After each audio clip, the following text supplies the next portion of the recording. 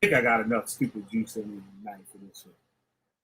It's your boy Killer B, goddamn Witchfinder General. We got a witch burning their asses up every goddamn time. We got a good show for y'all tonight. We got an open panel. Anybody want to come on here and shoot their shit where they want to do? And I don't know. We probably gonna turn up tonight. We probably gonna turn up tonight. But we'll see how it goes. We see how it goes, right? So starting with this intro and stuff. Get right back at you, all right? Killer B the goddamn Witchfinder General. I'll be right back. Man is inhumanity to man, portrayed on the screen so vividly that you think. This man showed no mercy in the pursuit and interrogation of his victims. He was called the Witchfinder General.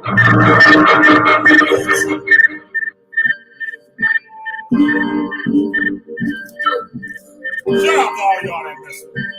All y'all that Witchfinding ain't easy. Fucking trick one. Get this one. Y'all can get your heads lost, spin away like prison. Intelligence agencies trace you. Seeing what I did lately, amazing. They not seeing all the sheep grazing. Flaming pins of Josh, get rocked. Mountaintops go fly. Right enough, fight enough. Yet I'm so nice when I expose. Fuck y'all clothes, costume shop roll. Catch info like a stroll. Feeling old, so grab a switch.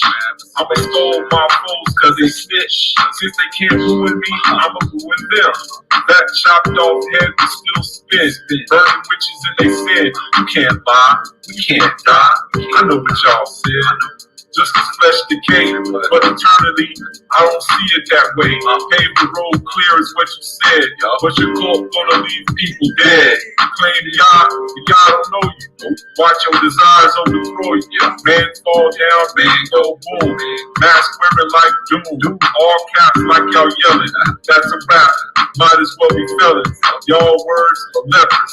On YouTube, acting precious. This the nexus. Feel the sun from the solar plexus. Taste the breakfast. Finding all those devices that detect us. Yo, show respect, cuz. What line of business might you be? God's business, witch finding. Witch finding. Oh, that's nice. Y'all be looking for that next buzz. Or some love. Watch the general pull plugs. Internet warriors caught up in dark corridors. Fiction like Mordor. Should've stayed on the floor. Y'all know no origins. Laughing orphans, even though we got royal blood coursing. No more horsing. Real life's more important. Y'all speaking curses on yourself. Claiming God and no one else. Blast you off the shelf. Burn your whole library. See them do it, look, y'all claim and learn, reading from the Jewish books. Y'all some cookie crooks, lips caught up with a hook. Spooky beats drive me wild. Get stabbed, my knife holding child. Old man, old style. Used to pull kelp out the Nile, and I did it with a smile. Fake roots, smell vile. Rock like Hendrix at the aisle. After a while, see Egyptians on trial. Yeah, you, the one claiming brew. Unglued and unruly, expose their actions fully. Call me a bully, but that's fine. This is how you get bullied straight from the mind. Burning them. We cats out there, have faith in y'all. Thinking they read all this, that they know all this. Claiming they speaking languages,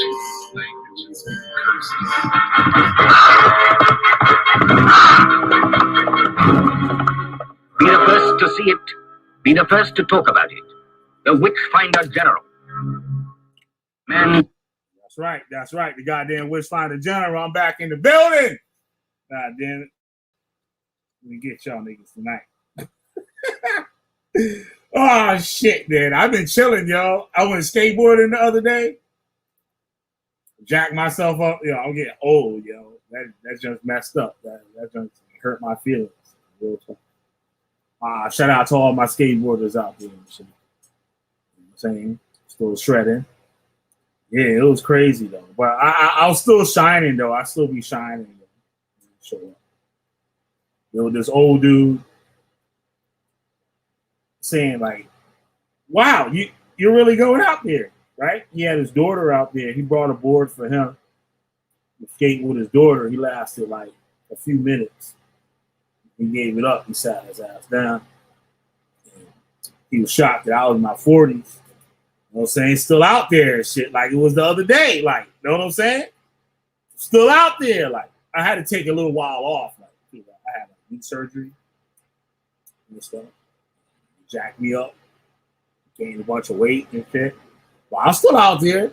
Yo, I ain't done shit in the last 3 days, though. I tell you that. I ain't done nothing. I've been sleeping the last 3 days, like straight up. Sleeping like the whole day. I doing nothing. Jack me up. But I gotta get back out there tomorrow. Get back on my shit so I can get some footage for y'all soon. But we're gonna get into tonight's show. This is gonna be a great show tonight. And we're gonna find out about this D-boy. Shit. Yo, niggas just mess up stuff, yo. Niggas mess up stuff. Like they mess up. They just messing up. I'm not gonna say they mess up everything. But like I always said on all my videos, that we make the worst decisions. Like in the world, in the whole wide world. Like we be making the worst decisions. Real talk. Let me get this link up in here. Open panel tonight. Y'all can come up out here and shoot y'all joint. You know what I'm saying? Say what y'all gotta say. I just say one thing. There ain't gonna be none of that hooping and hollering and yelling and stuff tonight. I'm not gonna do that.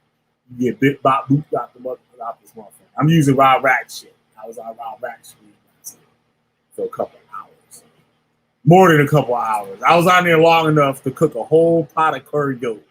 Eat the whole pot. Like 8 in the morning and shit, birds chirping. I'm sitting up in here fucking with Rob Rack and some dude from Israel eating curry goat out the pot.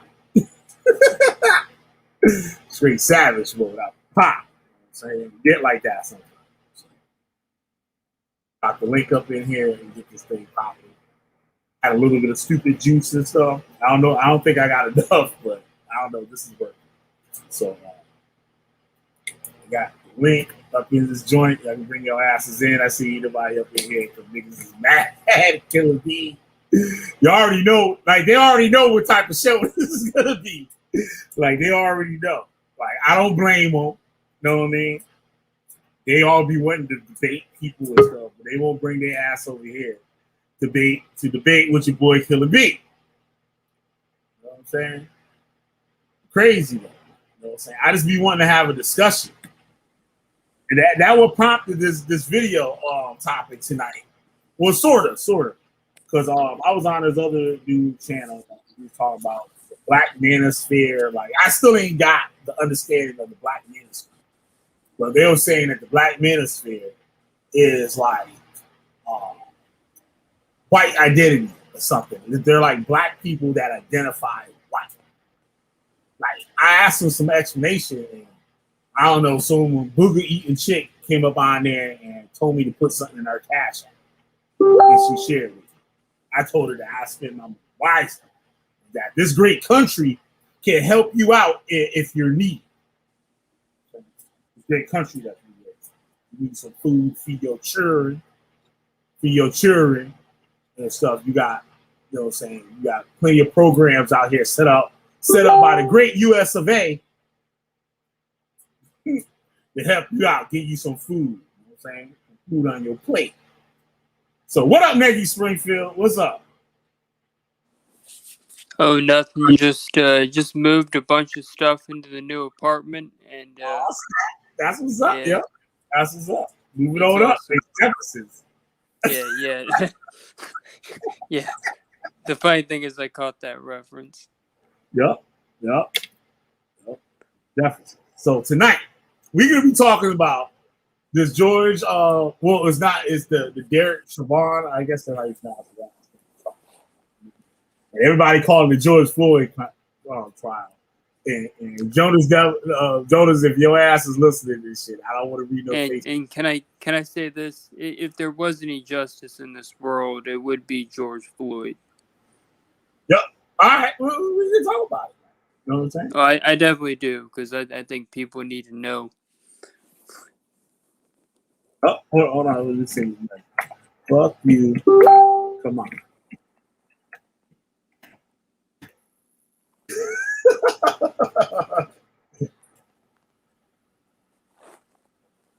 in here. I'm not gonna read all that shit, Jonas. I'm not gonna read none of that shit. So just come up on here. I'm not gonna read none of that shit. Come on. Showstopper. I'm trying to make excuses and shit. I don't hear this. I hear that white shit. But you've been around niggas all your life. Come on here with that white people shit. But yeah, so this trial and stuff, I've been listening to it. Like I said, I ain't been doing shit for the last 3 days. Like I've been laying it down, going to sleep to the motherfucking trial, waking up to the trial and stuff. Like, so I know a little bit of what's going on, but I don't know. This nigga, right? This nigga Maurice, and the nigga's done a hell of a job disguising who he is, because all over the media is Maurice, how I spelled it in the title, Maurice, and there's Maurice's. It's like 3-4 something different names this dude got. You know what I mean? So he trying to stay off the radar, but this guy holds the goddamn key to the whole motherfucking trial. This nigga holding the key to the whole shit that he's speaking. It's crazy. I don't know. Have you been watching the trial at all? I know you. No. I wonder, are they gonna bring up the character of the deceased? I'm sorry, I was reading something. Say that again. Say that one. They're gonna bring up the character of George Floyd and maybe why he possibly got the old knee to the throat. Yeah. So this seems to be a problem with people want to bring up the man's character and his past, right? And his past, I would say it shouldn't have nothing to do with the shit, but his character and what was going on at the time. You know what I mean? I see a lot of people having issue with that, and I think black people feel like they have to say that this man, this police officer that's on trial, is racist. Right? Now, that's the whole thing. For instance, that white man a racist. You know what I'm saying? I wouldn't actually say the man was. I can say the man didn't know how to do his job, or what was displayed is what goes on in the police world. Know what I mean? And the cover's just been pulled off of. Now everybody trying to cover everybody back, because you got the cops out there snitching. Like, they ain't supposed to be doing that. Everybody know that's just like some out there shit. Like, you know what I mean? Cops back up cops, and that's just the way shit gonna be. Like, you know what I'm saying? And this motherfucker stand telling. Know what I'm saying? And like, that shit's shocking to America. Like, it's shit shocking to the world, because everybody know what it is. But like, I think the man was wrong and how he handled the situation. But the way this shit could go, this shit, I don't know. I don't know too much about all this stuff, but I think this shit might get acquitted. And nigga might, you know what I mean, rock out with this. Like, you know what I'm saying? And this dude, the D-boy, Maurice Hall, however you pronounce his first name, Maurice Hall, right? My man has pleaded the fifth. And we're going to play some footage and stuff about some of the things this man said, and like, you know what I mean, the whole thing behind this thing. My man already got some cases like on the docket already, right? And George Floyd's wife or his girlfriend, I'm not sure the man was married or not to that white lady. She looked like she could be mixed, but I don't know, right? And she talked about their opiate problem. You know what I'm saying? And how this man was taken to the hospital earlier for an overdose. If I'm not mistaken, there was a point where they had some off time and they was getting treatment because there was Suboxone. I don't know if anybody y'all know what Suboxone is. Suboxone is like the new methadone. It's stuff they give you so that it blocks all the opiate receptors. Exactly. But it supposedly works a lot better than the methadone. Don't make you Well, here's what it does. Not only does it block the opiate receptors, it also makes it to where you don't feel the effects of withdrawal. Right. And what's funny is people actually get high off of it. Yeah, absolutely. Especially when you're not doing the shit. Now, Suboxone is now prescribed to people. I know back in the day, Suboxone was the white people methadone. Like those are the motherfuckers that work and got that problem. They got good insurance and shit like that, and that stuff is taken, and it doesn't have the effects. And I guess it's not as addictive, I guess, as methadone, but whatever. But we can move on from that. I was found in his car, and then there were drugs, pills that were found in George Floyd's vehicle. There were pills that was found in the backseat of the police car. Also, that matched the pills that was inside of the George Floyd vehicle. And there were some DNA tests on the pill, because I guess the pills were pre-licked. Maybe George Floyd put them in his mouth and got to a certain point where he could spit them out. I did a video earlier. Now, I haven't seen that showed up on the trial. I could be mistaken, but there was a video that was put out that said George Floyd dropped some drugs when they put them against the wall. Like, I showed the video. Y'all can check out my past video to see that. I haven't seen that popped up in the trial, but I have seen the thing about the pills being found in both vehicles. Now, Derek Chauvin, they talk about his knee on his back and the procedures and shit. Now, the guy said what he did wasn't the procedure, what he was trained to do, but they showed, I guess it was the training manual or some shit, and they got the fucking picture, the demonstration shit, or whatever, the cover of the thing or whatever, like, know what it was. But it was a picture that's in the shit, and the knee is on the person's neck. You know what I'm saying? So there's a lot of strange things, but I want to talk about the D-boy. You know what I'm saying? Mannie Fresh. Shit. Maurice Fresh. That was in the vehicle, and I believe the woman that was in there was George Floyd's girlfriend, right? Now, my man don't want to testify. He want to plead the fifth.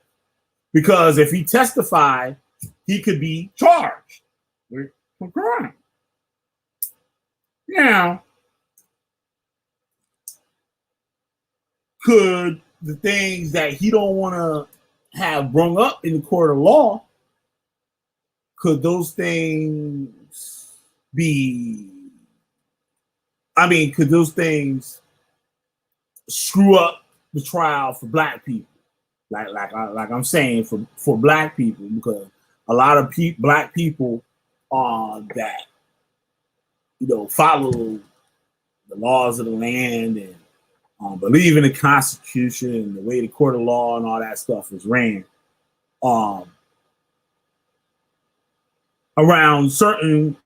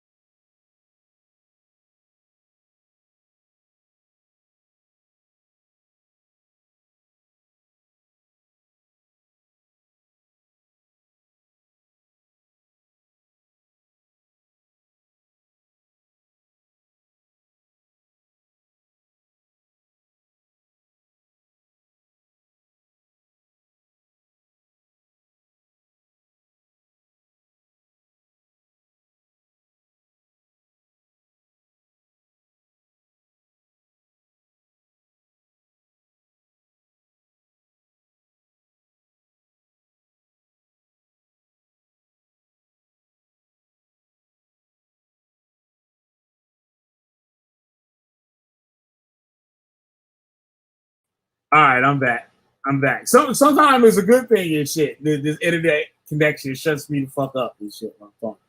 It's a good thing sometimes. But Negi, you still with me? Oh yeah, I'm here. What's up? I just didn't want to say. I was gonna leave that. You know what I mean? Sometimes it's good that connection drops and shit. Yeah. It stops you before you say something. Yeah, say something a little out of pocket sometimes. But I gotta get into these clips and we're gonna talk about this shit. But it's some crazy shit. All right, let's get this thing started.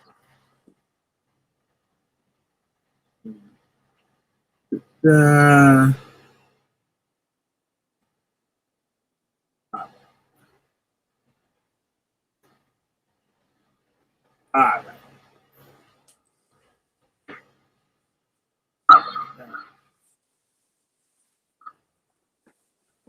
Let's get into this thing. Plastic bags waste money. Here's why. Bacteria and mold.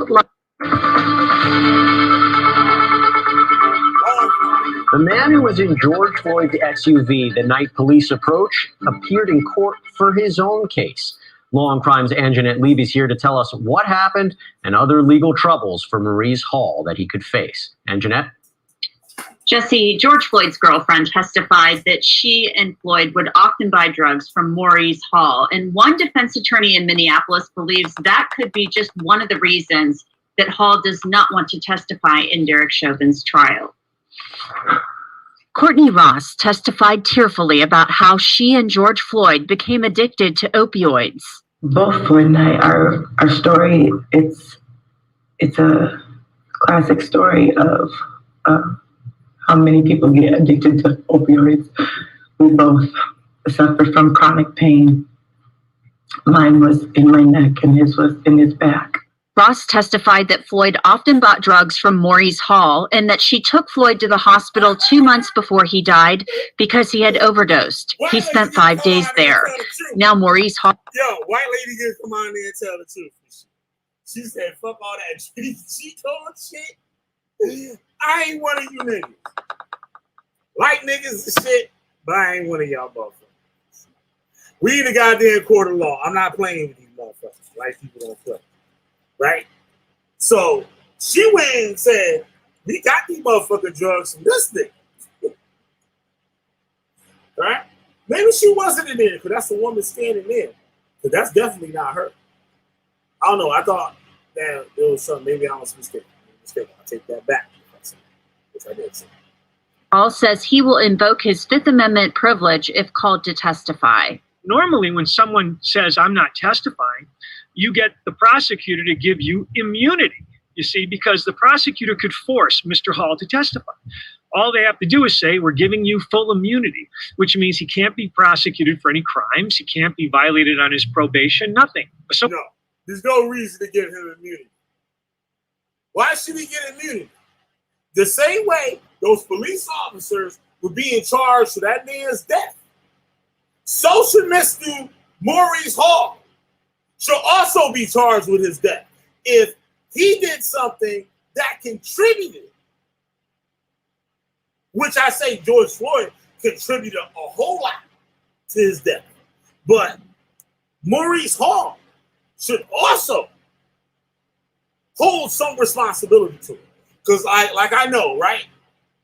Say someone that has a CDL license, right? And get in a car accident. And one of the people die in the car accident, right? Guess what?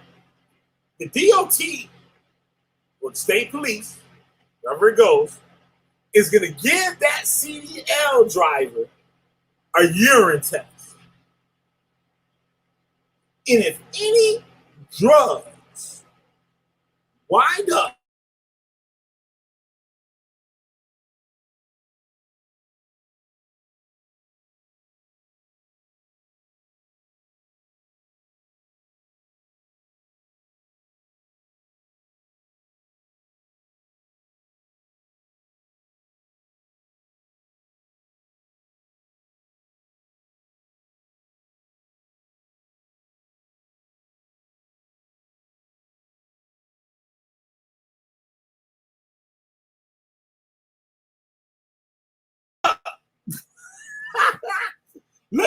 counting the money. As Maurice Hall Look, could be asked to answer Z-Boy. questions that could lead to him being charged Z-Boy with Fresh. third-degree murder in Floyd's death. Third-degree murder have I got this little stack right here. I got this little stack right here. My dough better than they go. has two parts. One is what My Mr. dough Chauvin better is than accused they of, go. which is a depraved mind, extremely dangerous act. The second part to third-degree murder is giving someone drugs and that person dies from the drugs. Uh-oh. So, yes, you're right. If Mr. Hall doesn't testify, it helps the prosecution. Now, the judge in that case, in Maurice Hall's current cases, actually, I should say, refused to reduce his bail. And the woman he was ordered to stay away from, that he was accused of assaulting or convicted of assaulting, said she was actually in court. I think they need to get a new news lady. She ran her course a little bit. She just a little over there. Via Zoom to show support for him. Now, Maurice Hall had an arrest I'm sure she was a bad bitch of her day. warrant out for his arrest for a case in another county that involved sex trafficking and solicitation. His What? lawyer said in court that he wasn't aware that he was needed in court for that, that the Whoa. I didn't miss that. Did I miss that? I didn't hear this before when I watched this. his lawyer said in court that he wasn't aware that he was picking and for his arrest for a case in another. Now, Maurice Hall had an arrest warrant out for his arrest for a case in another county that involved sex trafficking and solicitation. His lawyer said in court that he wasn't aware that he was needed in court for that, that the information went to the wrong address, and that Hall is actually going to appear in Judge Cahill's court on Tuesday morning, and there will be a hearing on this issue about whether or not Sex trafficking and solicitation. Sex trafficking and solicitation. Sex trafficking and solicitation. What up, Nicozy? Yeah, That's but that's crazy stuff. That's really crazy. Let's get some of these niggas up on here and shit. Man. We got Unique Muhammad up in here and shit. You can bring his ass on.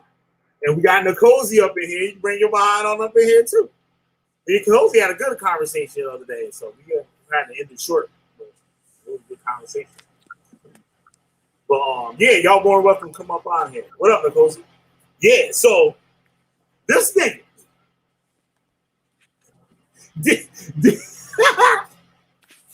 Motherfucking goddamn, man. This is something that for man was saying D-Boy Hall. Child sex trafficking. This who George Floyd be fucking with. He be rolling with it. You know what I'm saying? He get high and shit. he will be able to plead the fifth in the Chauvin trial. Jesse? Pretty interesting, Anjanette. Now, Brian, Come on, what do you homie, think with the your bad lawyer ass. for Let me Hall hear is what you got thinking to right say. now in terms of his client testifying? Yeah, he's thinking my client's not testifying unless there's going to be some sort of magical plea deal where he gets off on the charges that he's being charged now, or there's Why? Why? Why? Should the police officer take all the blame? Let's see who. Come on, Cozy up here. What up? The Cozy came up on here. Unique Muhammad. You come on up on here too. All right, what up, Nicozy? What up, man? What's going on? Chilling, man, chilling. What you think? What I got to display here so far? What you think is good? I ain't seen much of it. I mean, I was listening to what the reporters were saying in regards to the case. Yeah.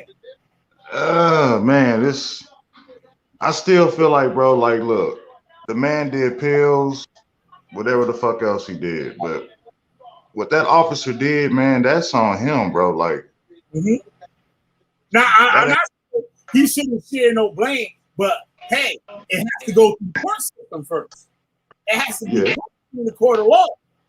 So yeah, people can look at shit and have their take on it, opinion of it.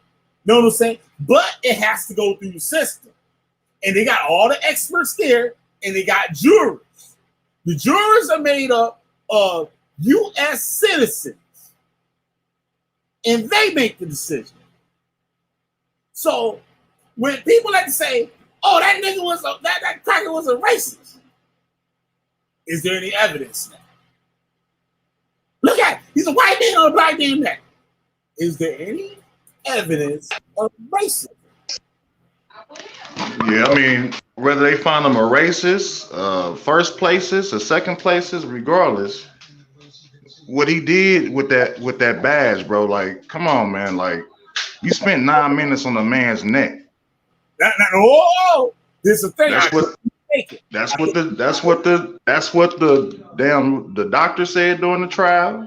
The whole chief time said during the trial. They say not. Oh, I could be mistaken, but they said it was over 9 minutes and 56 seconds. But they said not all of that 9 minutes was he on that man's neck. They trying to say that the opioids is what caused the stroke. Now, the lady, the white, we're gonna get to it. Let's play the shit. Let me play it. We'll talk. Let me play this. As the attorney said, some sort of absolute immunity. Otherwise, if I'm his defense attorney, he's not making it 100 feet from this building because I don't want any of his statements to be heard by anyone. And Jeanette, when will Maurice Hall be back in court on those felony cases? Actually, it's going to be in June. And when Maurice Hall's public defender, she asked for that June court date, or at least a couple of months. The judge said, why would you want me to push this out so far? I'm not reducing his bail.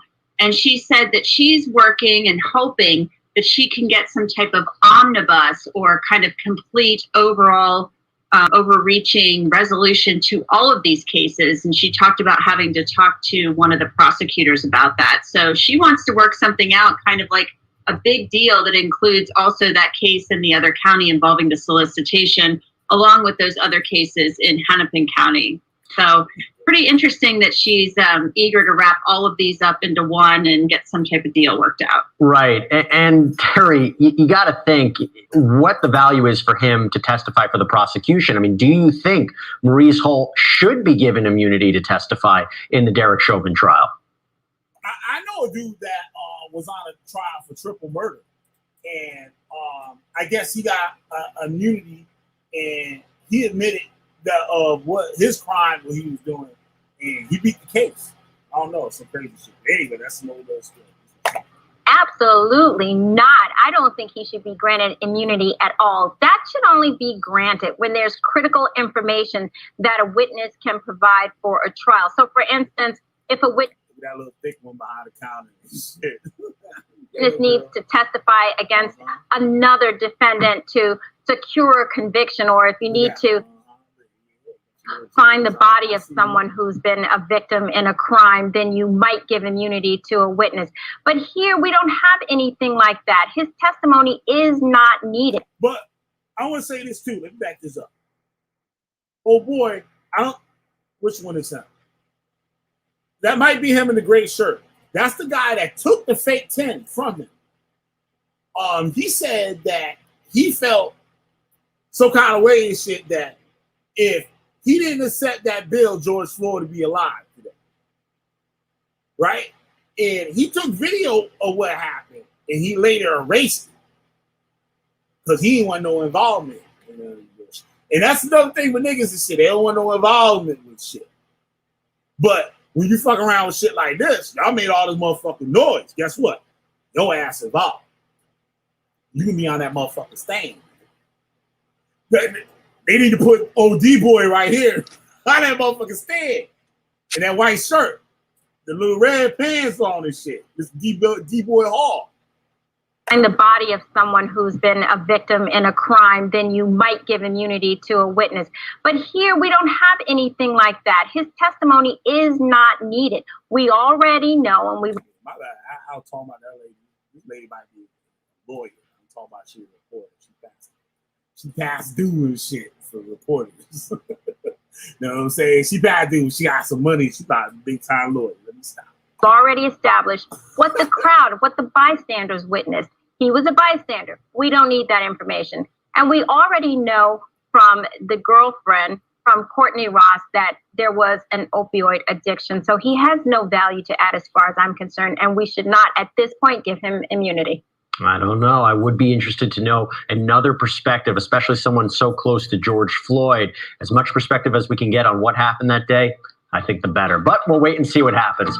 Thank you for joining us here on Law and Crime Daily. We're going to see you next time as we discuss justice in America. Now to a longtime friend of George Floyd, Maurice Lester Hall. He is speaking out about that fatal incident. He was in the car with Floyd when he was arrested by Minneapolis police. He witnessed his killing. Alex Perez back with more.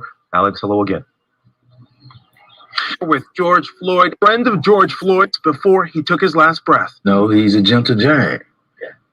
And that's just Big Floyd. Maurice Hall now. Yeah, that was Big Floyd. That was your boy, shit, because he was spending that money, nigga. That was your boy, because he was spending that money, nigga.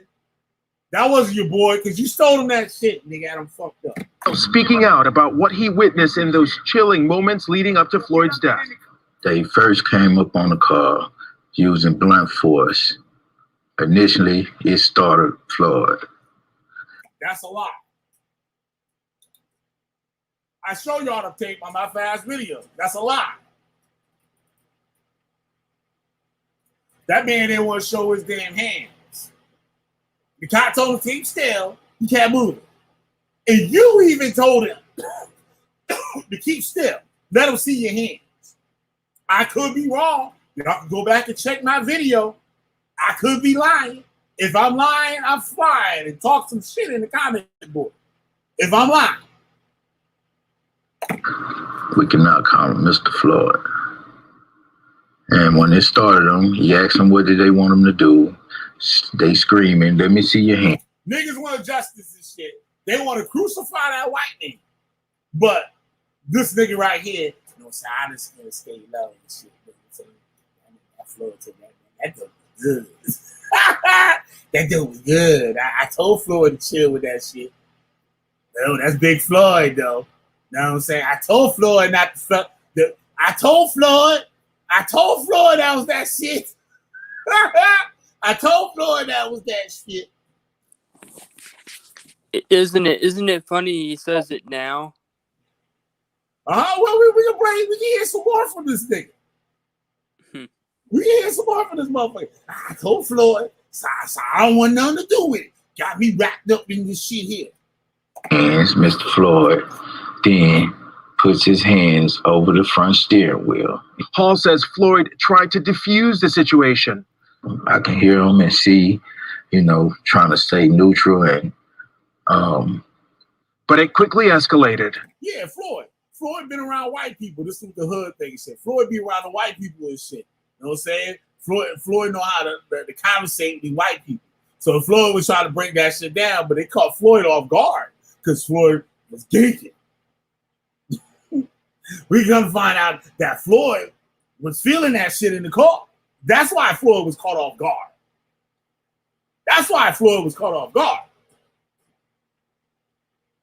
And he didn't know how to conversate with the white folks like he usually did.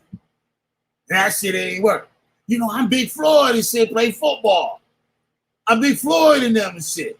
Big Floyd, play football and shit. You know how the jocks and shit got it, like in the cities and in the towns. Like, you big football star, like niggas let you slide on shit. Yeah, that nigga ran that ball, son. That nigga ran that ball. After going handcuffs, thrown in the back of a police car, dragged back out, jumped on my neck. Hall says officers eventually dragged Floyd into an ambulance. That night, Hall checked county jail records. Nothing came up. It was not until the next day that he found out Floyd had died. Those final moments of Floyd now seared in America's memory after this. He go to the hospital, check on Floyd. No, he looked on the case lookup in the county court system to see what his bond is. He didn't go to the hospital to check up on Floyd. Shit, I ain't getting me right. I ain't getting right. Difficult to watch video. Him begging for his life.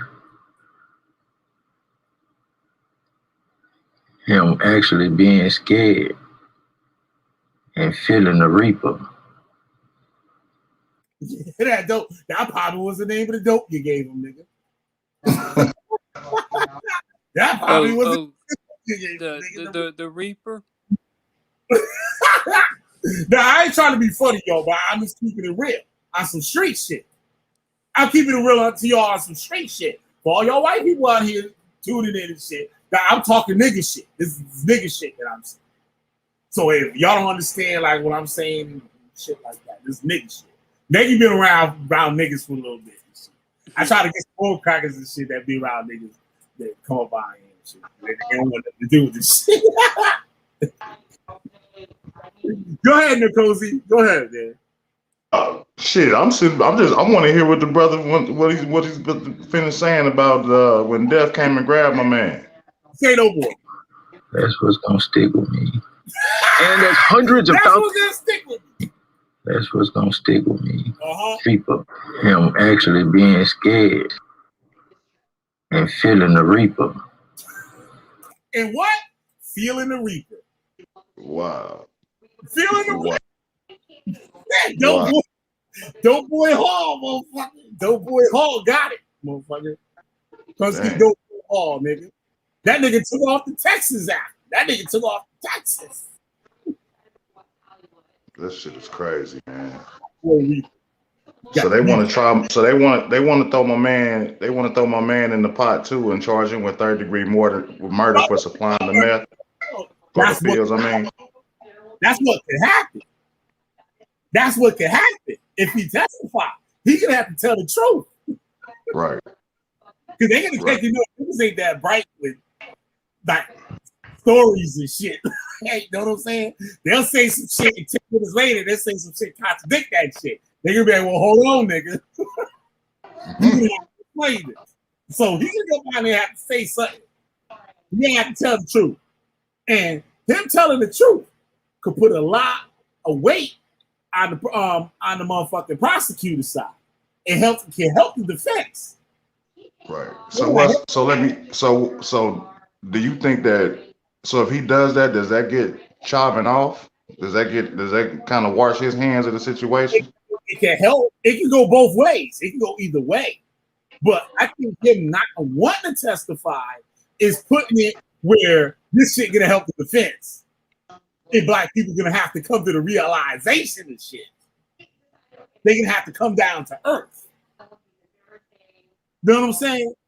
If this nigga gonna understand, niggas gonna have to come back down to earth.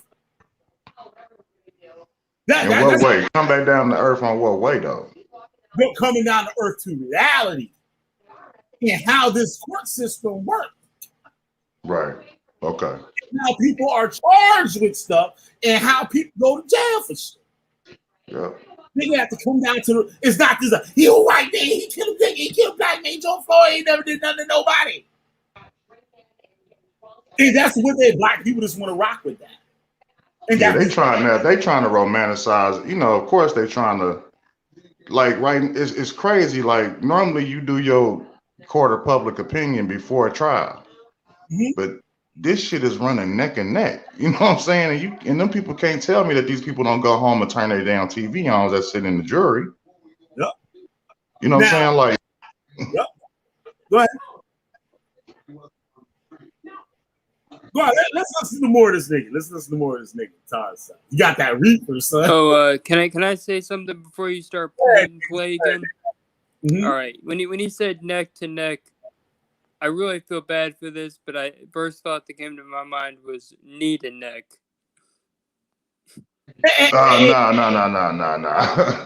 No. I know. That's terrible, isn't it? But you know what I mean. This shit's running neck and neck. It's crazy. Like they trying to they assassinating a dead man's character. Yep. You know what I'm saying? Like you just fucking him up right now. You know what I'm saying? I ain't trying to justify nothing that he's done in his life and try to make the man a saint. I don't know this man from Adam and Eve. But goddamn, like, what the fuck else can you take from this man? You done already took his fucking life. Mm-hmm. You know what I'm saying? His kids got to see this shit. You know what I'm saying? This shit is ill. Right. And Chauvin's kids got to see the shit too. So I don't want to play, the sympathy band for George Floyd. These people's families is gonna be made victims and ain't did shit. You know what I'm saying? Mm-hmm. It's just a bad situation, man. Yep. And then it only gets worse when people riot over things like this. Yeah. Because I'm gonna tell you this, nigga. If they don't try this dude, if they don't do something to this officer, they gonna act a damn fool in Minnesota again, bro. They're gonna have to do something. Sadly, yes. There probably will be riots, just like with the the classic one. What y'all think happened this time? What you think the community and the government is gonna do about it this time? Yes. So you remember what happened with Rodney King, right? Yep. So that's exactly what I was thinking when you said that. 4 officers beat a man named Rodney King. Then they all got acquitted. Then there were riots. Yep. I would like to revisit that and see actually how those motherfuckers got acquitted. They were beating him on the ground. I mean, that was a crazy case, but that was sad. There's nothing funny about it, at all. Yeah, it's crazy. But I would say that Rodney King shit was some different shit than this George Floyd shit. George Floyd had a lot of opportunities to chill the fuck out. That nigga was trying to get rid of no motherfucking shit in his mouth or whatever the fuck he was doing. And old D-boy Fresh Maurice Hall trying to fade into the bushes and shit. Like they show that meme with the Simpson motherfucker going in the bushes and shit. Like that nigga just trying to sink into the bushes and shit. Nah, nigga. All these people that are dead on the street from these riots. No, nigga, you're gonna have to tell. You was there, nigga. You was there. Do it for the people. Do it for the people. You say the cops is wrong or whatever. You can say that. Well, they can ask you questions. They can ask you what you think. Like, you know what I'm saying? They can ask you questions. You're gonna have to answer. But nigga, you got a responsibility. So if you feel like all the rest of black people are in the United States, which I could probably say the majority of black people, you know what I'm saying, they support George Floyd. I hope there's justice for George Floyd. Know what I'm saying? I hope there's justice for the man. And whatever this court system of the great USA decide, that's this is going to be the end of it. It's like the presidential election. Whatever you think, nigga, that nigga won. And that's it. We're going to have to move on from there. I really don't have much else to say. I mean, I don't know. I'll have to read about it and see what what I hear about it. But yeah, I'm just going to call it a night. I'll see you. All right, man. I don't nigga you, bro. Yeah, doesn't matter if it's rest in peace to George Floyd or throw the one officer in prison and lock away the key. I don't know. Yeah, it's crazy. But no, but check so this I'm out. out. Yeah, take But care. at the end of the day, my bad, man. Go ahead. At the end of the day, bro, the what that officer did was out of hand, bro. Like I don't know, like I agree. They gotta have a relationship in the community. I mean, we know that obviously, but absolutely, man, what that man did was just blazingly disrespectful to the badge, to the other officers who making the effort to try to, keep some semblance of respect in the community with the youth and just everybody they patrol. Absolutely. And what he did, man, was like a slap in the face to everybody. Mm-hmm. Because it's bringing up racial tensions, it's bringing up a distrust with the police, and now you're seeing this game being played with the media, and you're trying to poke holes. You're trying to poke holes in the defensive story, but damn, bro, like this man is dead, bro. Like nothing that he did in that car, what he took, none of that shit deserved for him to die like that. What up, Chicken 36? What's poppin'? Oh shit! I think I knew Chicken 36. I saw it in here before. What up, Chicken 36? Man. Chicken 36 in the building, goddamn it! Chicken 36, yo, chicken number one. What's that? So what you think about it so far and stuff? What I said. Sound fuck, man. You still on this? Nah. I want to hear your opinion, your honest opinion. I think everybody reaching out, man. Nah, motherfuckers worrying about the wrong shit, man. That motherfucker killed that nigga. That's the bottom line, nigga. All right. So no matter what he was on, what he was doing, where he came from, what he had in the system, all that shit. Could the things that he had in the system? You know how many? Yo, Killer. Listen, man. You know how many motherfuckers, man? Listen. You know how many people? You know where I came from. You know how many people I know that stayed on trial, niggas staying on trial, and them being on drugs and all that shit never came into a factor. Okay. All right. But none of that shit came into a factor, man. But this one is. And there's nothing nobody can do about it. Now, the reason why is you kind of find justification. That's why. No, but the thing you said, that motherfucker killed him, and that's just the end of it. Now, could it be possible that drugs could have contributed to the death? Not just blaming the man. It doesn't matter, nigga. It doesn't matter. But it doesn't matter. It doesn't matter. What does that matter? That's like saying. That's like saying. For instance, listen. Let me say this to you, right? That's like saying, for instance, listen. I'm gonna give you an example. You at a wedding, right? You heard? You at a wedding. You get a little tipsy, right? Yeah. Now you're in the car. You're a passenger in the car. Y'all get pulled over, right? The police pull y'all over because your tail light is out. It ain't got nothing to do with no alcohol or nothing. They pull you over because your tail light is out, right? Yep. So but he looks in the car and say, "Oh, I know this guy." In his mind, "Oh, I know this guy. He's from such and such projects. He sells drugs or whatever." So now they order out the car, right?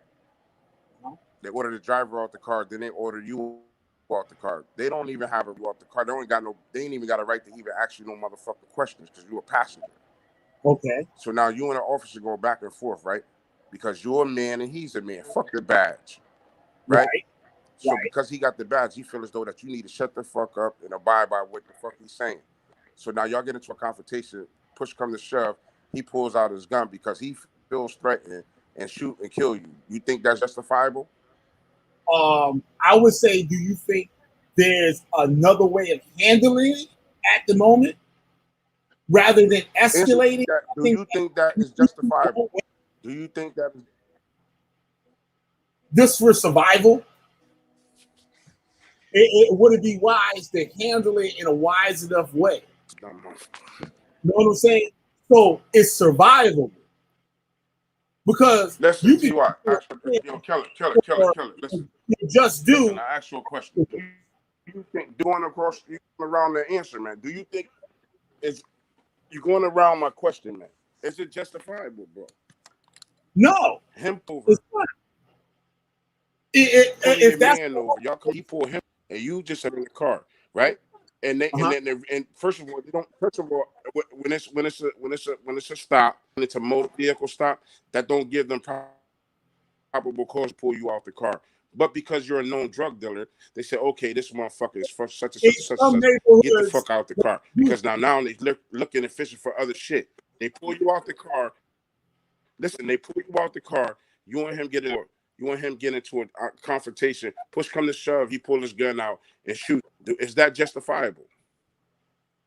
Well, and I would say no. It has to go through the system.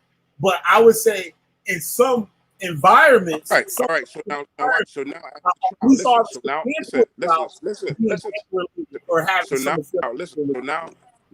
Listen to me. Listen to me. Now your parents get on, about charge, right? Do a civil suit, they bring about charges, right? Yep. Now the cop, to his defense, oh, he's a known gang member. He sold drugs. He this and that. The bottom line is, you pull the car over for a broken tail light. for motor vehicle. He's a passenger in the car, which you don't have a right. He's not driving. He's not in no violations or nothing. You don't have a probable cause to even question this motherfucker. Right. But because of your own ignorance and you abuse of the back, you pull him out the car and push come to shove, and then you shoot the motherfucker. Right. So now they're gonna bring up your history. Oh, he was drinking that night. He was a drug dealer. He did this and that. All that's irrelevant, bro. All right. Let's bring it back, all son. Of that shit is irrelevant. The fact of the matter is, you dickhead. Let's say with the wedding, right? We're at the wedding, and the driver gets drunk at the wedding, and he leaves the wedding, right? The driver and that passenger, like you said, the drug dealer passenger, leaves the wedding and get in an accident where there's somebody that is killed in that car accident, not in the car, not in your car, not in that person's car. Okay, that's a whole different scenario, bro. That's a whole fucking, that's a whole fucking scenario because the alcohol in that case, listen, in that case, the alcohol contribute to that accident. I would say the whole in that case, the alcohol person of the wedding is partly responsible for the death in that accident because he sold that person the alcohol. And he should have had enough responsibility to know if that man was able to drive from his destination to wherever. Just like in a bar here in Connecticut. If someone leaves a bar and get in a car accident and somebody dies, I know that. I know all that. But that's not the case, man. The matter is that they can't find. But we have to listen. But that stuff is admissible. The fact of the matter is that talking about it in court, if it wasn't lawful for them to bring up that. Listen to this. Yo, Killer, listen to this, right? Yo, listen to this, right? I'm listening. This. I did mad time in jail. You know that, right? You know my position out here. So my thing is this, right? See, it's easy for you because you've never been harassed. You've never been profiled. And none of that. You understand what I'm trying to say? You never been profiled. Not to that. Listen. That's like, okay. Let me give you this example. Let me give you an example that you may understand. You're downtown, right? Y'all skateboarding, right? Yep. You're skateboarding. So a cop come by and say, "Hey, listen, man, you guys need to stop skateboarding. Y'all trespassing, right?" Yep. Okay. He leaves. He goes by. Another officer comes. He just looks and keep it moving. Right now, a third motherfucker come, gets out. Hey, come here. Hey, what the fuck are you doing? Hey, you guys, you trespassing. You this and that. Yo, Mac, sit on the ground. Now they telling you to sit on the ground. You know what I mean? Well. While they run your name and all that shit, you know what I'm saying? Oh, shut up. You don't talk to each other, but you're a man at the end of the day. You understand what I'm trying to say? Nigga, you're not my father. You know what I'm saying? You're somebody that we pay, my taxpayers pay for you and protect and provide service. You understand what I'm trying to say? So he's taking that shit over and beyond. So now you feel as though that you're saying to yourself, yo, I'm not going to sit on the ground because I got a rod in my leg, right? Now, you're not gonna sit on the ground. Now you're trying to explain to this motherfucker that you can't sit on the ground because you got a rod in your leg, right? Now he goes to the extent, right? To physically put his hands on you. Listen, the full as you put his hands on you and tell you, hey, listen, man, I told you to get on the ground and you refused my direct order, right? Right. So now he found or whatever already and caused injuries, right? Caused further injuries to you, right?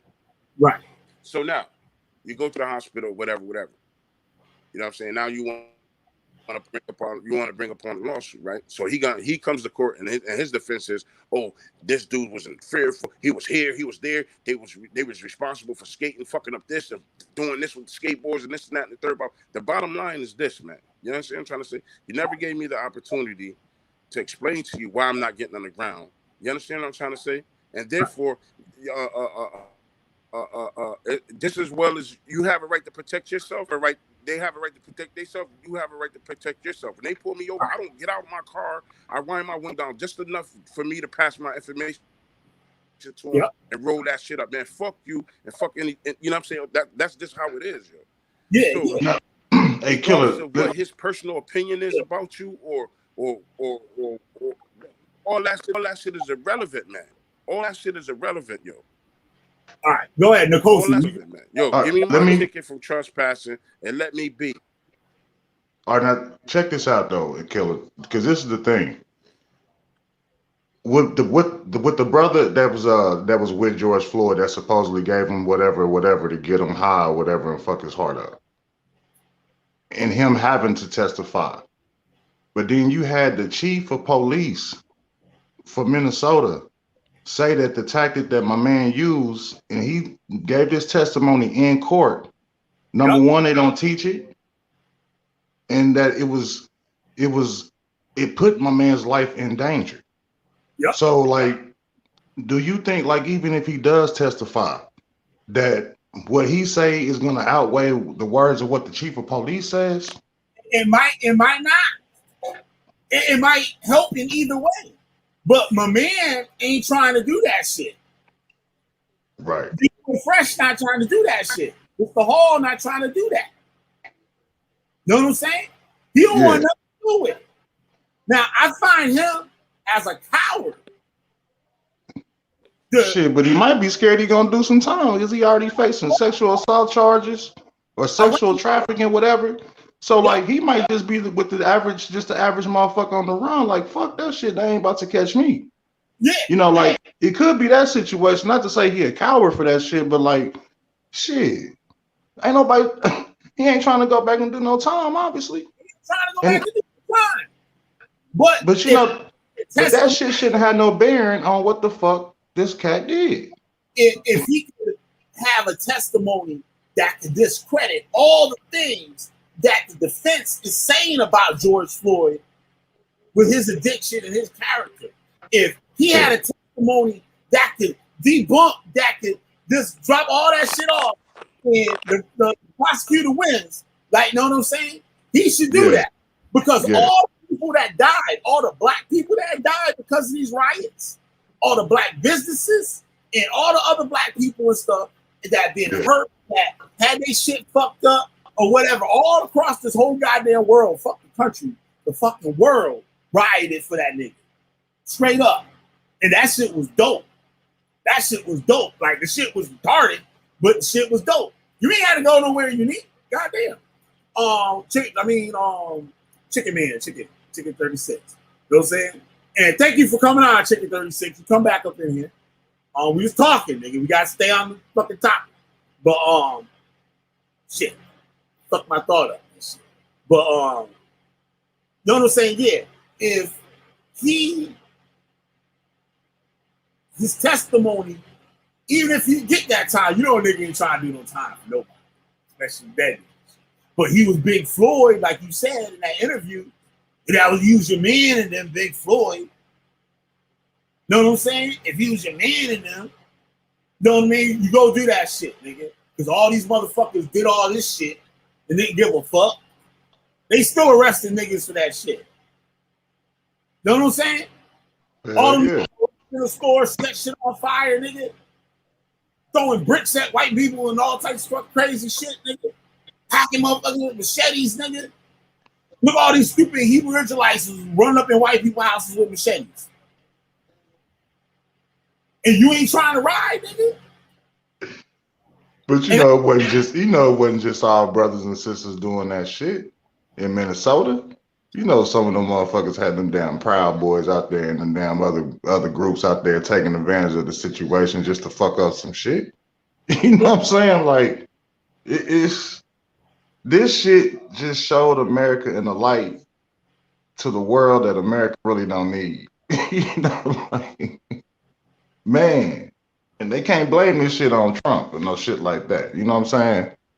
This is an ugly situation, bro. Because like even with my man, like you just said, you know, if you a stand-up guy, stand up for your boy. You know what I'm saying? It's amazing he was there for the cameras, but he ain't there for the grind. You know what I mean? It's crazy. That shit's crazy. And that's your boy. That's Big Floyd. You ain't gonna show up? They be a nigga that kill a little baby on the street and shit, and niggas know that nigga killed that little baby. And that shit gotta fuck you up, nigga. You killed some little baby and shit by accident. You did it by accident. And you doing some wicked ass shit in the process. And that happened because of your wicked ass shit. Yeah.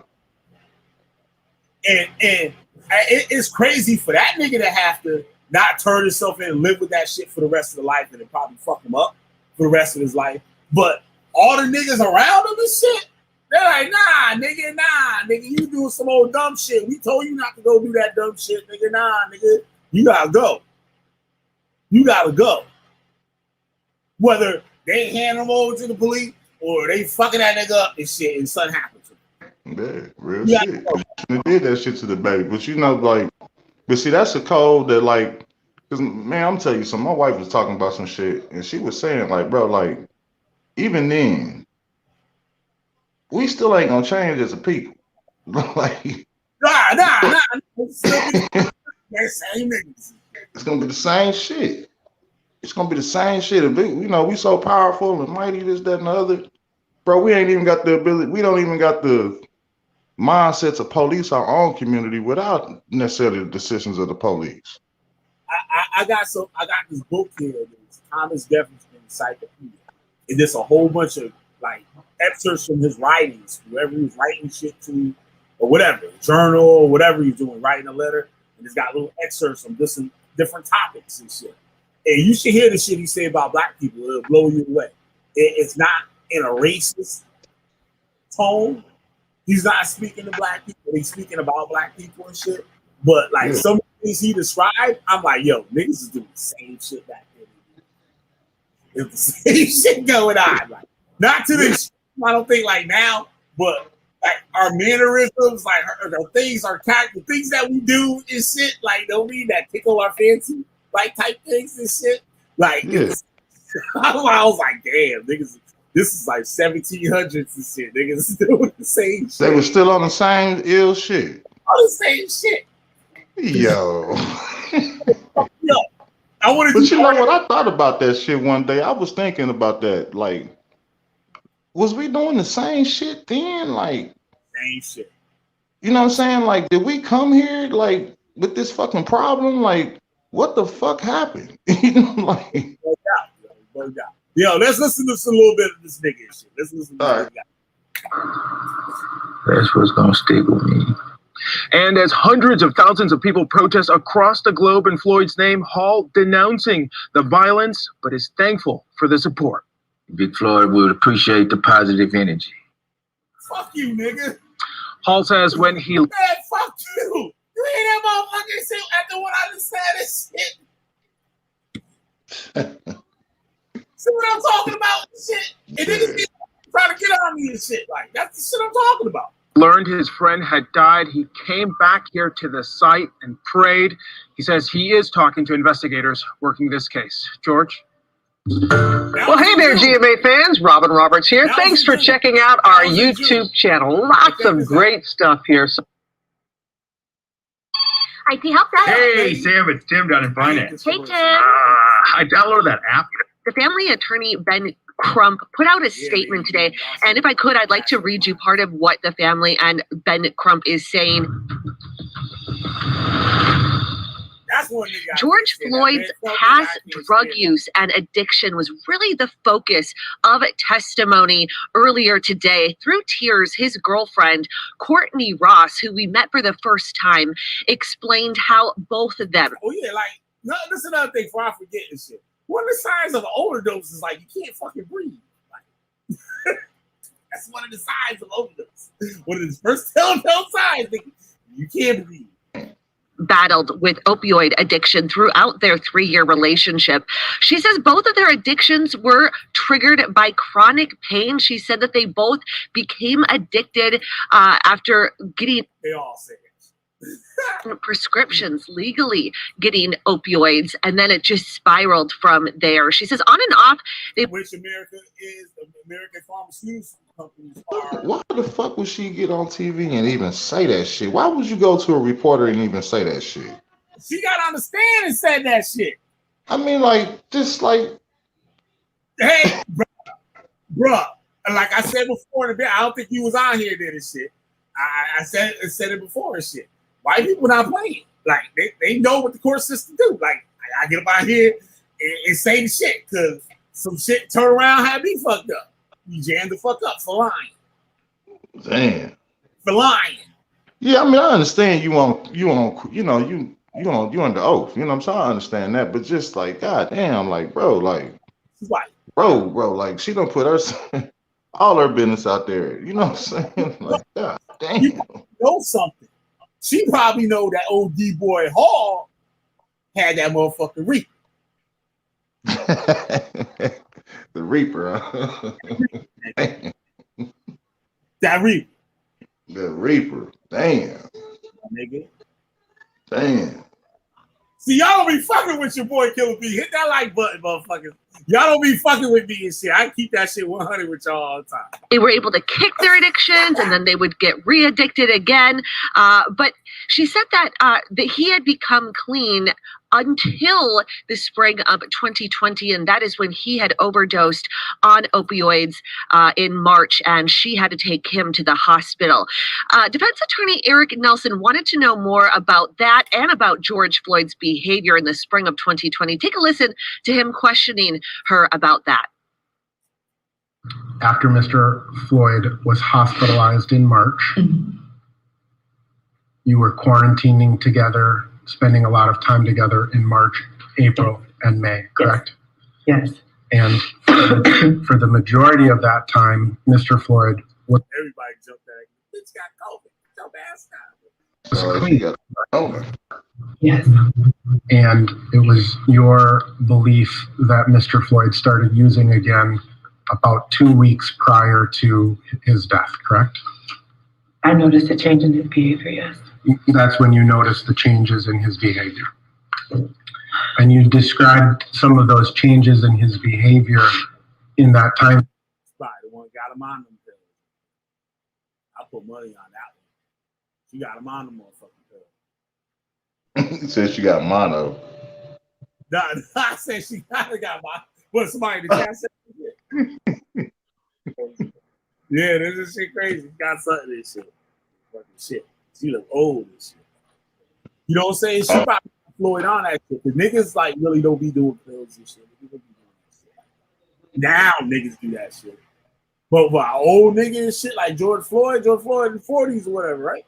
So that nigga from the goddamn Snoop Dogg day, that nigga was that shit. When he was a kid, like there ain't nobody fucking that shit. That's young people shit. But that old white lady and shit. That white lady was fucking with that shit. Oh, she been fucking. My mama was fucking with them shits too. Gotta go to the doctor and get the pills and shit. Yup.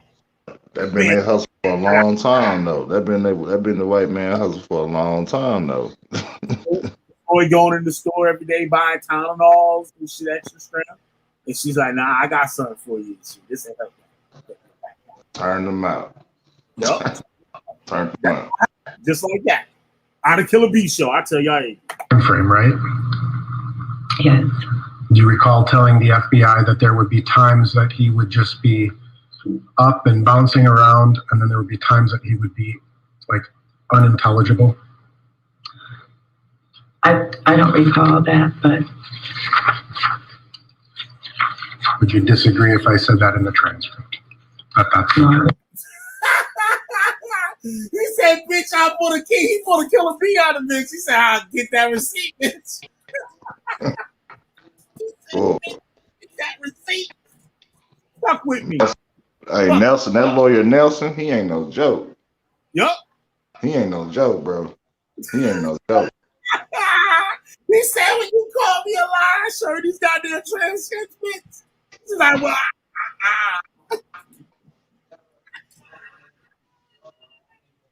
I said that in the transcript. Would you disagree if I said that in the transcript? That's no, I wouldn't disagree.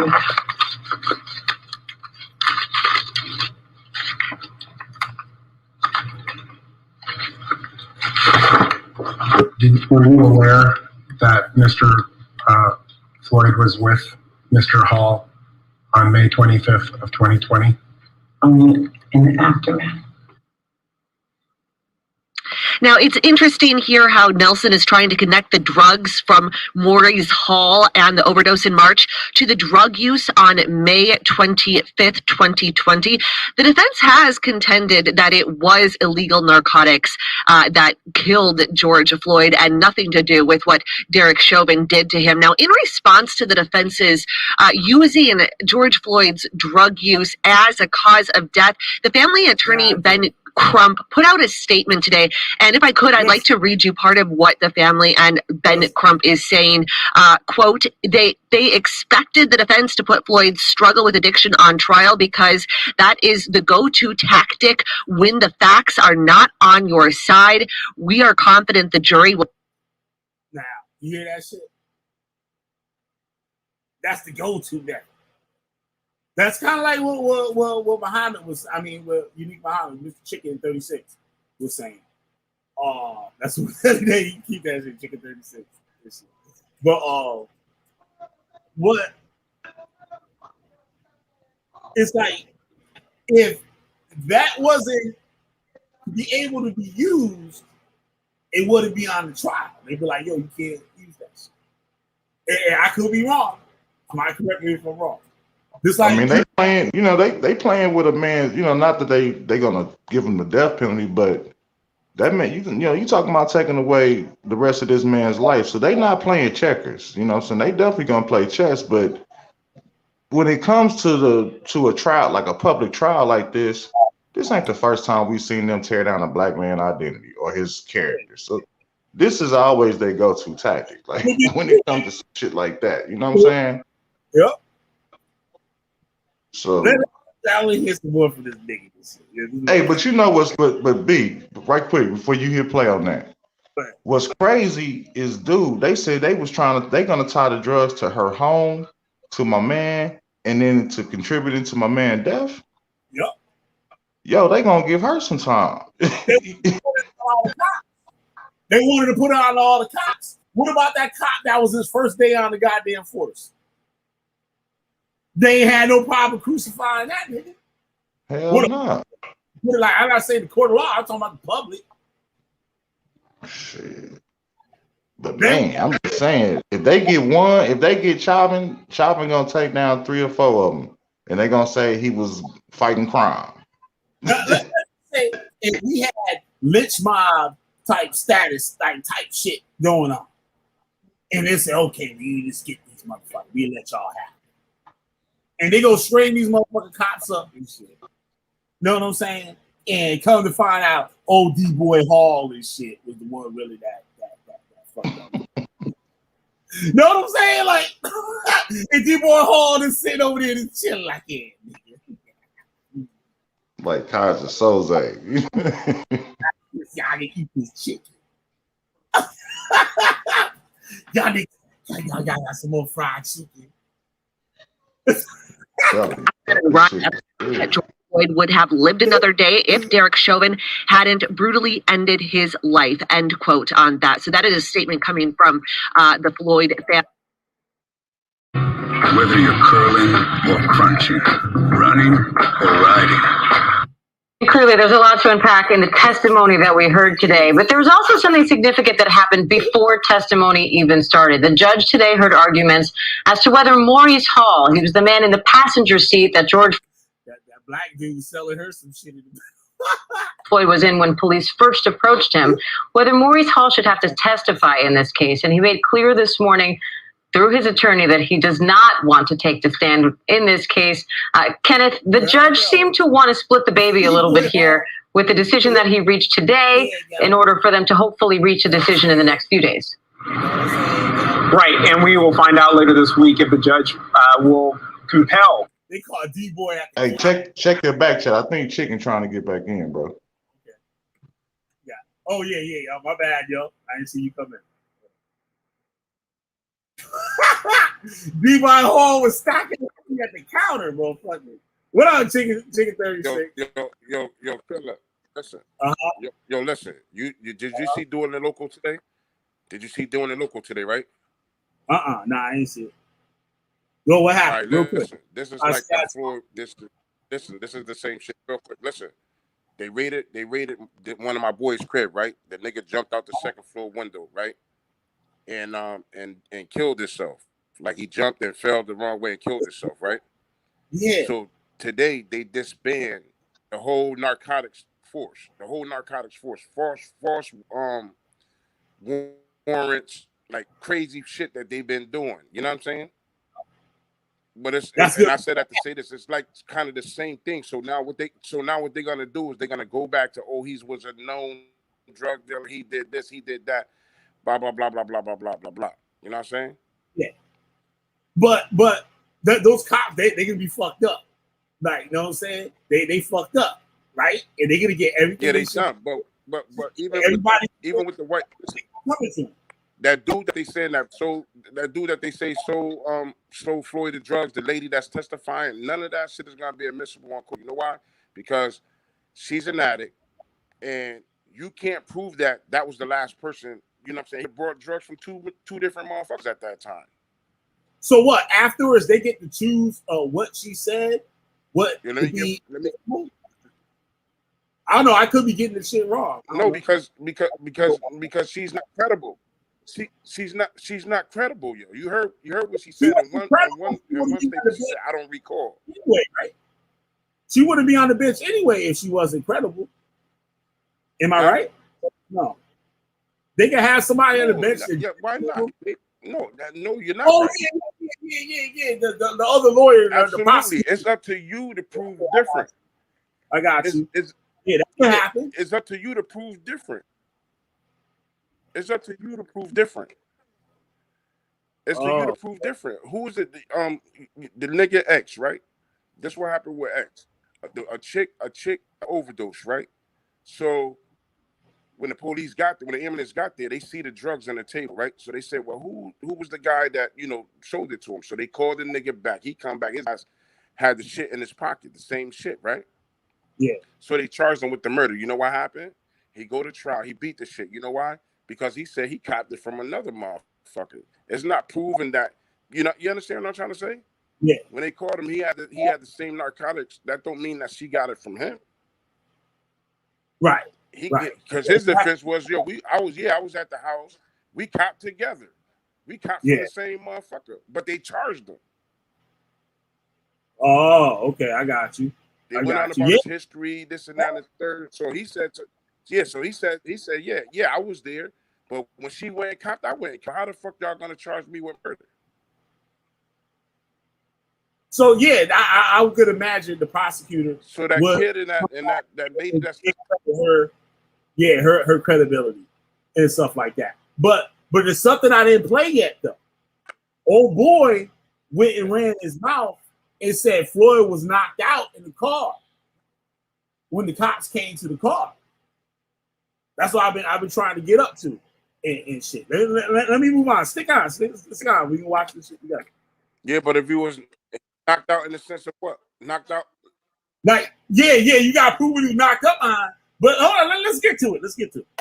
Maurice Hall to testify, but it did appear in court this morning before the jurors walked into that room that judge was going to side with the public defender and Maurice Hall and saying that just about any portion of his testimony would be self-incriminating. He went down the list there and asked, the prosecution, he asked the defense, he asked the public defender exactly, what part of the testimony would jurors likely hear or would they want them to hear. From the public defender, none, because she felt that her client would be exposed. And for the defense, even though Maurice Hall is listed as both a witness for the prosecution and the defense, it appears, Diane, that the defense wants Maurice Hall more because, as they mentioned in opening. See, that they bring in him for both sides want that nigga and shit. But the defense especially want statements. Maurice Hall is a passenger. That's a conflict of interest. You can't be a witness. Yo. Go ahead. What you say?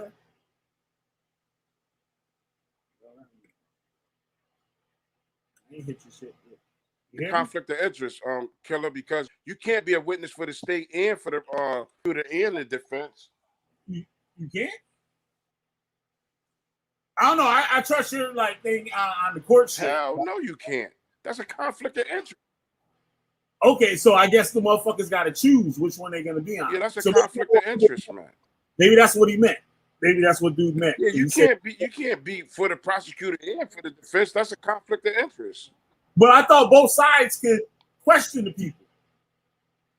I don't know nothing about this shit. I'm glad you on here because you break that shit down. You know about No, that's like say if you're gonna you can't play both sides. You can't be start with the prosecutor and for the defense. You gotta be on one or the other. That's called a conflict of interest. That won't even stand up in court or in the trial. All right, hold That's on. all for an appeal. Prosecution and the defense, it appears, Diane, that the defense wants Maurice Hall witness, and for the defense, even though Maurice Hall is listed as both a witness for the prosecution and the defense, it appears, Diane, that the defense wants Maurice Hall more because, as they mentioned in opening statements, Maurice Hall is the passenger in that SUV with George Floyd, and he can testify that he saw George Floyd take a couple of pills before officers walked up to the SUV, that George Floyd fell asleep before officers walked up to that SUV. And so he's a very critical character who can also talk about the alleged passing of that counterfeit bill in Cup Foods just before the deadly incident. And so at this point, Maurice Hall, we don't know if he will testify. Again, he appeared by video conference in court this morning because he's being held on an unrelated case at a local detention facility. And so I'm looking at Robert Dichello on this. Robert, how important do you think it could be to either have this testimony on record or have... Yo, killer.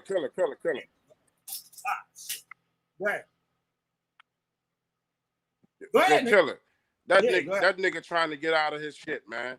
He said he's a fiend ass nigga that's just trying to get out of it. That's all that is, yo. Yup. He was gonna, dope. He gonna tell him whatever he want to hear to get out of whatever situation he's in. Yup, and he can't get out on bail. He was dope boy Hall to the hood, but he locked up and can't get bonded. Yeah, that's it. So he gotta tell them motherfucker anything.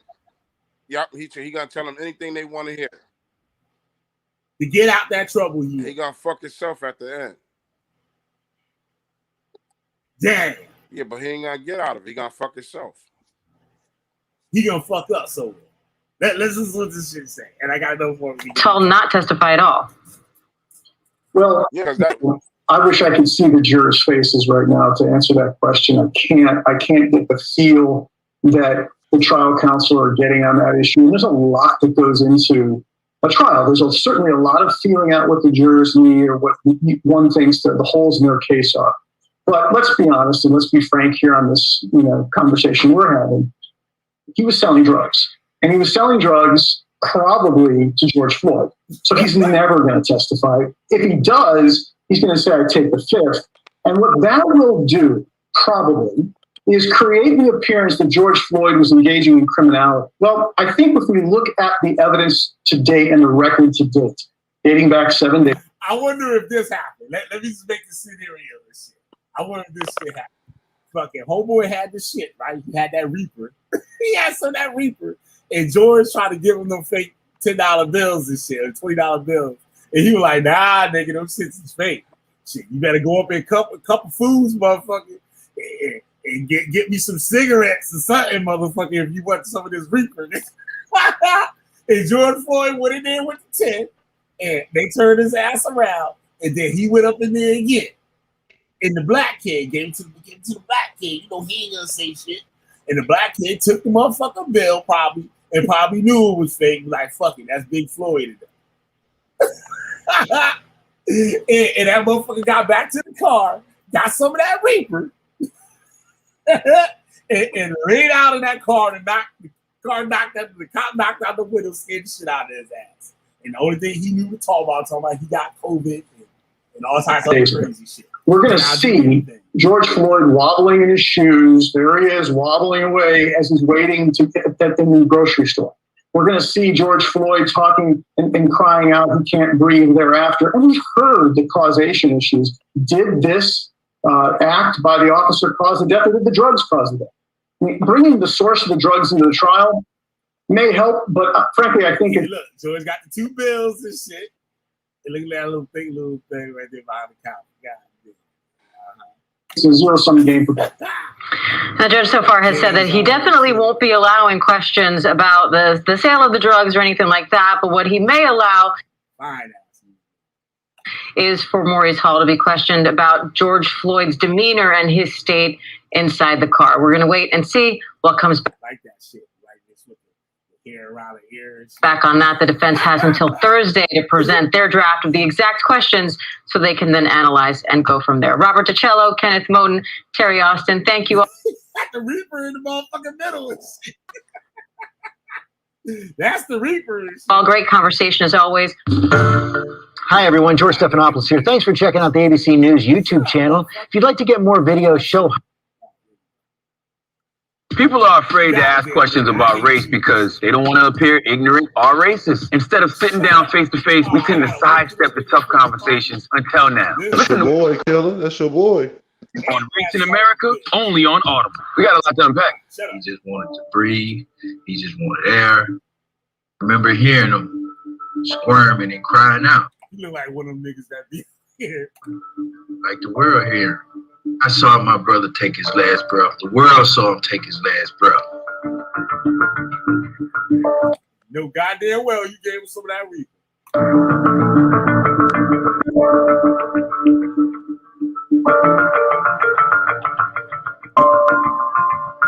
Look, that nigga got like 4 different names on the internet.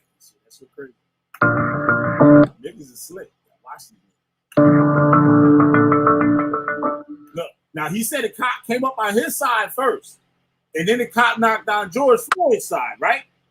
You can hear him say that shit, but what do we see here? See, the cop already at George Floyd's side, and then go to the other cop. Mr. Floyd and I was approached by 2 officers.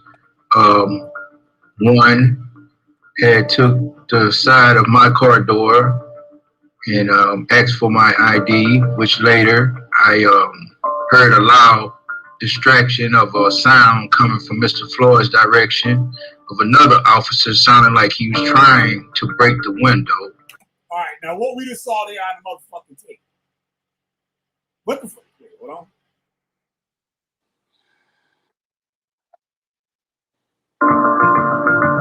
Look. So Mr. Floyd and I was approached by ID. How the fuck all that happened? Which later I heard a loud distraction of a sound coming from Mr. Floyd's direction of another officer sounding like he was trying to break the window of Floyd's side of the driver's side of his SUV. So once he done that, then I can Yeah, that's why I don't never trust them niggas to wear no glasses like that. Shit. Like them jail glasses and shit. That's almost like some jail glasses. I don't trust no nigga that wear them shit. That shit. Yeah, you just stay away from niggas like that. See Mr. George putting his hands above the steering wheel of the vehicle. And once he did that, then I witnessed the officer reaching in and grabbing Mr. Floyd's hands. The energy was set wrong by the police when they approached him because the energy was set wrong. They approached with like an energy where it started Mr. Floyd. That's what I believe. And he was just trying to defuse the situation as best. He was trying to just lay up in his shit, man. Feel that motherfucking reaper and shit. That's all he was trying to do. As humbly that he could.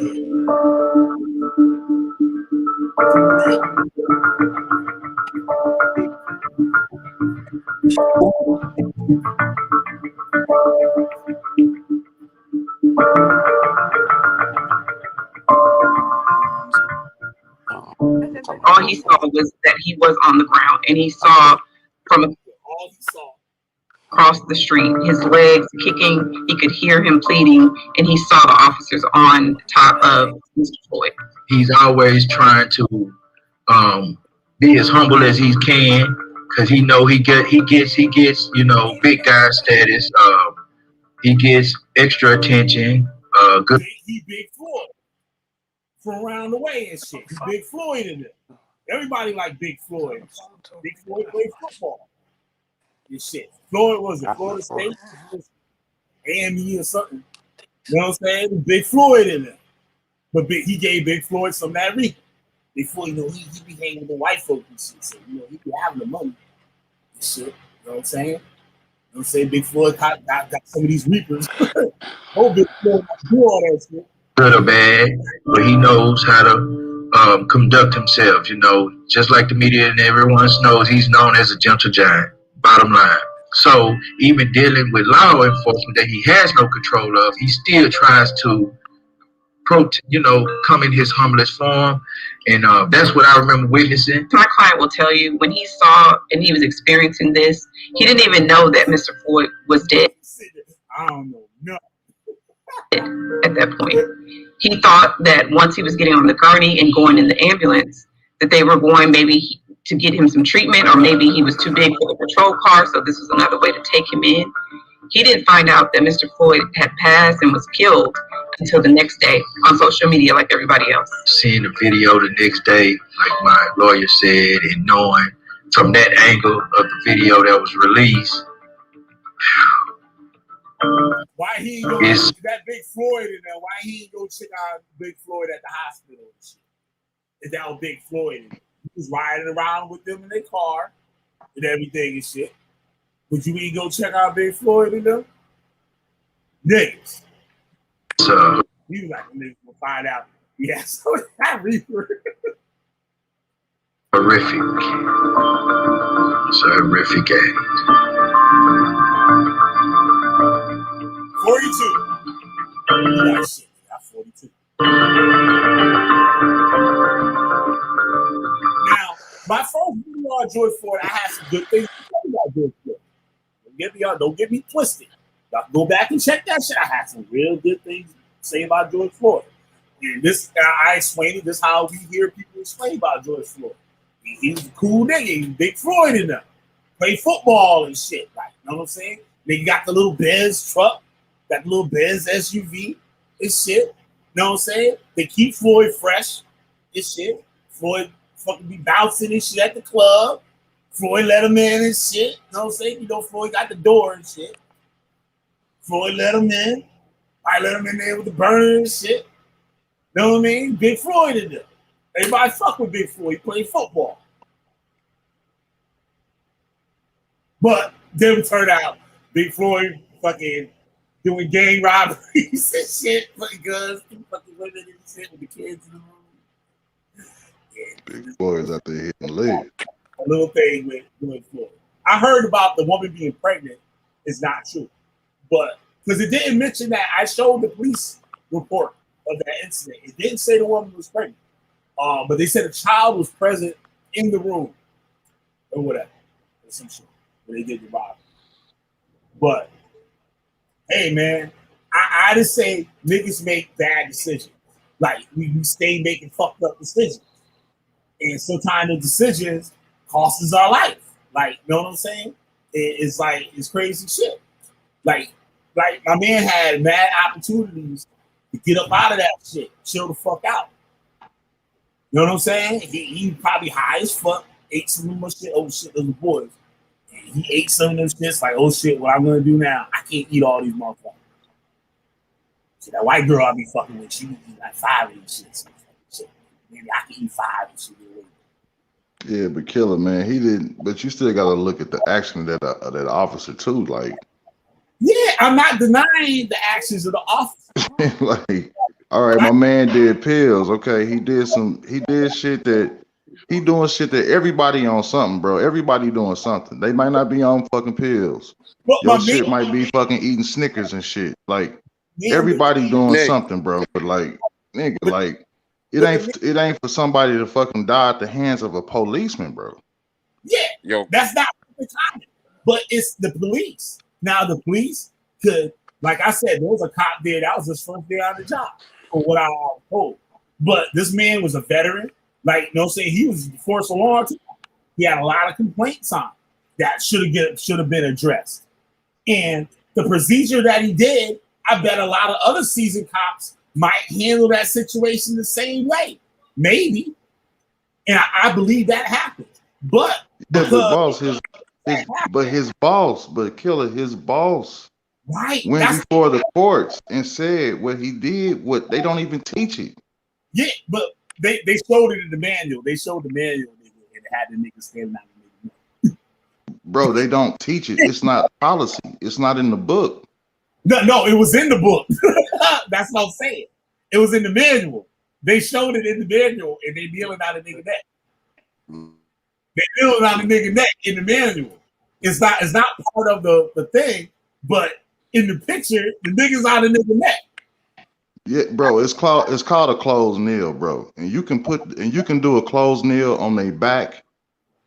You don't do it on somebody's neck, bro. Like, yeah.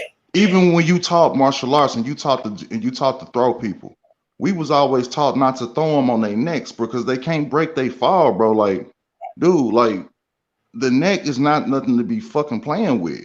And he knew that shit. You can separate somebody's neck so fucking easy. The cause of death was asphyxiation, right? I know, because you choke to death, bro. You choke. That also happens in a drug overdose. Yes, and that's what the defense lawyer was trying to say too when he questioned the doctor. Right. But he would never be specific and say, was this the case in George Floyd's incident? He just said, is it possible that a person who was under the influence of this could have these symptoms when you bring them in? But the doctor said something critical too. He said that he didn't get the typical call when they radioed in that it was somebody who was, what they say, overexhausted. Right. He didn't get the typical call for somebody who overdosed. Right. Now the lady said that they're trained, they've been trained, but it was only like a little hour course or whatever to be able to tell if somebody is on drugs or going through an overdose or something like that.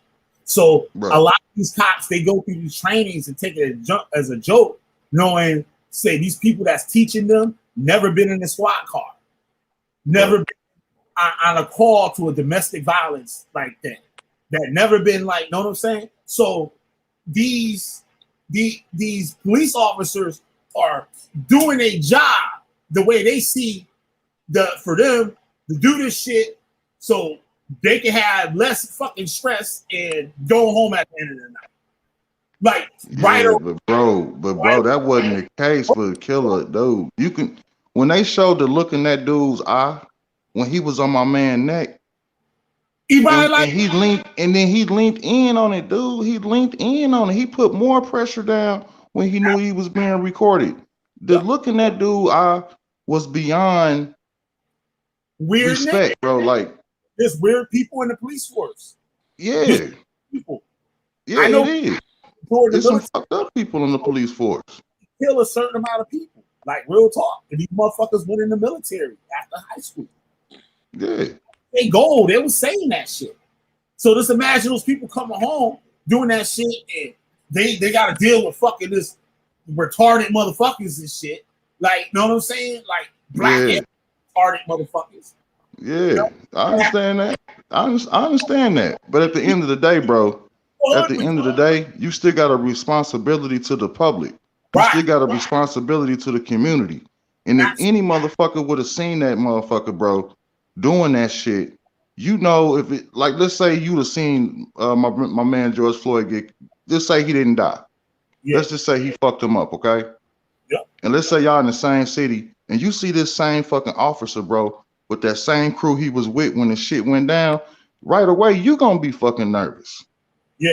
Because you're going to be thinking like, shit, is this motherfucker going to do me the same way? Yeah. Like, come on, bro. Like this, you got to, that dude, the line that we got, the respect that we got that minorities got, period, for the police is already thin, next to none. Ask him, should we be doing this to him? The other cop asked him. You say, yo, should we turn him out of side or something like? What are you saying he couldn't breathe? He asked the superior officer. He said, nah, we just keep him right here. Now, that man might have knew the procedure. Yo, we shouldn't be doing this. This man be having some health problems. Because when the person has the health problems, they supposed to turn and administer help to their prisoner or whatever. Like, all that shit goes out the gate. Like, you know what I'm saying? He's in medical attention. So our focus should be on helping him. Just like they do in any thing and shit. They can be a robbery and motherfucker get shot and shit. Now the nigga shot the fuck up. You know, a lot of cops won't give a fuck, let the nigga bleed out. But, but I'm saying that's what these niggas do. So like, it's no, that's a beastly situation. If you shooting at the cops, bro, like you know you putting yourself like white and black people know cops do shit like that. They know that shit. They do it to them. The cops do that shit to them too. It depends on how much money they got and how they look. Like, you know what I'm saying? It's your old fat Cheeto eating bitch and shit. They gonna treat her just like a nigga. Like, you know what I'm saying? That's what niggas do too. Niggas do you the same way on the street. They do you the same way on the street. Whether they gonna rob you or were they gonna be like, oh, that nigga cool and shit. Oh, we rob that nigga. Doing work, we'll do our own people worse than the police. You know what I'm saying? Like, shit got to change with us, bro. Mentally, shit got to change. And I can tell you right now, this ain't made nobody better eyes. Stop 1 minute and think about what they doing. Yeah, and like it be fucking me up because niggas is quick to say, "What a white man be doing this?" And shit. Oh, so what? They ain't supposed to treat their people and shit the way we supposed to treat ours. Yeah. You say, yo, come on, brother, look out for a brother, man. You know what I'm saying, blood. You know what I'm saying? And the nigga supposed to over the shit. Just like I said, how the black kid probably purposely took that fucking fake bill. Yeah. Fuck these Arab niggas. Like, yeah, Jordan, Big Floyd, fuck these Arab niggas.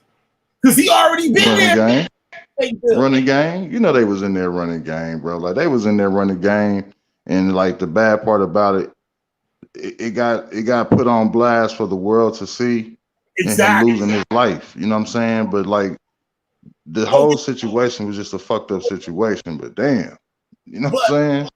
But Black America want to cloak their everyday lifestyle. Yeah. They want to They want to act like they were normal, like we see white people going to the motherfucking store and shit. To the grocery store, to the Whole Foods. Like their typical white lady day. She dropped the kids off at soccer practice, and then she went to Whole Foods. Then she went to motherfucking, I don't know, some motherfucking juice bar and got some fresh juice and shit made for the kids when they get out of soccer practice. Nah, nigga, these niggas are trying to get this bread, motherfucker. I'm trying to get rid of this Reaper, nigga, and this nigga here over here, he trying to get rid of the motherfucking Suboxone or whatever. You know what I'm saying? That would have fucked on. I got a couple of these fake ass bills. This whole ass nigga passed me last night, but I was too fucked up to know these fake motherfuckers. But I gotta get these shits off because this is $40, nigga. I ain't taking no $40 L, nigga. Instead of just charging into the game. Yeah, that's charging into the game and just take that little loss. Yep. So now your business on blast. Now the world know you're a sex trafficker. Yep. You know what I'm saying? Like all that for some damn fake money. All that for some fake money. All that. Lost his life, everything and shit. My man had a Reaper. Now the Reaper ain't on there. Like he can't get the Reaper popping like he wants to. Because it's hot now and shit. You know, your girl got to get on the stand and say that they got drugs in the house. You know what I'm saying? Like, yo, like this shit went from bad to worse for her. For him, for my man that's still here, Brother Hall, you know what I'm saying? Yep, and it's gonna get even worse. This ain't even begin to be the dirt they digging. They just digging dirt. They ain't even begun to throw no mud yet. Yep. It's about to get ugly. Yeah. They can turn this shit around and have niggas looking so motherfucking crazy, nigga. Looking disgusted. Turn this whole shit around, nigga, where it turns out him and that white lady on trial. Yeah. Because that's what they already turned it into. That's what they setting the foundation for. And the jury got to go home and hear this shit, bro. We live in a digital age. When you turn your phone on, you're going to see articles. You're going to see this. You're going to see that. Like, come on, bro. Like, this shit is going to get ugly, bro. This shit is going to get ugly. D-Boy Hall, motherfucker. D-Boy Hall done fucked up, nigga. Let's word this shit. George is a very wise guy. He knows his strength. He knows his capability. He knows his heart. He know where he come from. He's a leader. He described him to me like this. He said, you know, George was an adder to your life. He said some people subtract, some people divide, but he added to everyone's life that he came in contact with. And he certainly left a huge impression on my client. My king. Not enough so that nigga to go check him out at the hospital because he left the ambulance. And that nigga lied talking about they didn't have a cop car. After he done talk about he can't breathe, he done said he heard him say that shit and all that shit. Lying ass nigga. That's why he got 4 different names and shit on the internet. That was my panther. That was his panther.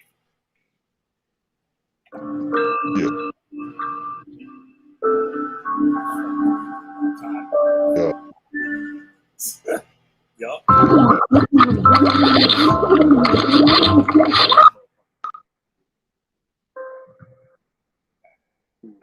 Riley. Riley. Fired Minneapolis police officer Derek Chauvin will make his first court appearance on Monday to face murder charges in the death of George Floyd. The 3 other former officers involved faced a judge yesterday. What's up with them? I ain't heard, like, are those motherfuckers, like, what they did with them motherfuckers? Say it again. Like, what they did with these other officers? I haven't heard shit.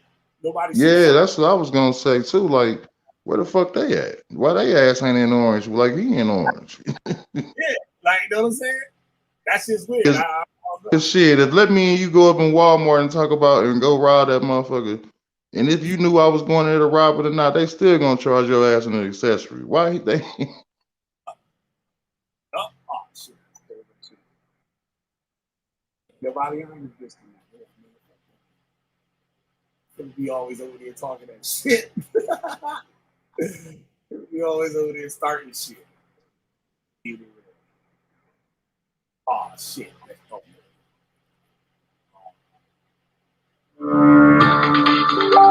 Straight ahead on Law and Crime Daily. Just like with Epstein, I am going to be a human experiment here because I don't buy it. It's time for me to go outside and live on concrete. Knee on neck / shoulder for 9 minutes. The discussion within court this morning without the jury present was about whether Mr. Maurice Hall would take the witness stand. Hall was with George Floyd that May night when Floyd was arrested by Minneapolis police outside of Cup Foods. Through his attorney, Adrian Cousins, Hall said he would plead the Fifth, a constitutional right that prohibits self-incrimination and protects an individual from getting him or herself in trouble. He has been provided no immunity, no protection for his testimony whatsoever. And because of that, Mr. Hall is invoking his Fifth Amendment privilege against self-incrimination in several key areas of questioning that we believe he would face. Cousins explained that by opening her client up for questioning about many things related to the night George Floyd was killed, Hall could incriminate himself. Put him in the position of being in very close proximity to Mr. Floyd. There's an allegation here that Mr. Floyd ingested a controlled substance as police were removing him from the car. A car, by the way, that has been searched twice, and to my understanding, drugs have been found in that car twice. This leaves Mr. Hall potentially incriminating himself into a future prosecution for third-degree murder. This move, a legally sound one, according to Mitchell Hamlin School of Law professor Brad Colbert. If you were to represent Mr. Hall, do you think this is a good legal move? Absolutely. I mean, there is no benefit for him testifying. There isn't any way that that's going to benefit him. So it's a really easy call. What are the things that could possibly incriminate him had he opened himself up to testimony? Well, there's relatively minor charges like drug possession, but there's also a really serious possibility of a murder charge, because the defense theory of the case is that Mr. Floyd died as a result of drug ingestion. And if the witness was the person who supplied the drugs, he could certainly be charged with Mr. Floyd's murder. That's precisely what Hall's attorney Cousins had said, that the third-degree murder charge can be interpreted in many ways. And that statute is broad, Judge. It does not just include the situation where A sells drugs to B, B then succumbs to an overdose. In fact, it includes any activity directly or indirectly lawfully selling, giving away, bartering, delivering, exchanging, distributing, or administering a controlled substance classified as Schedule 1 or 2.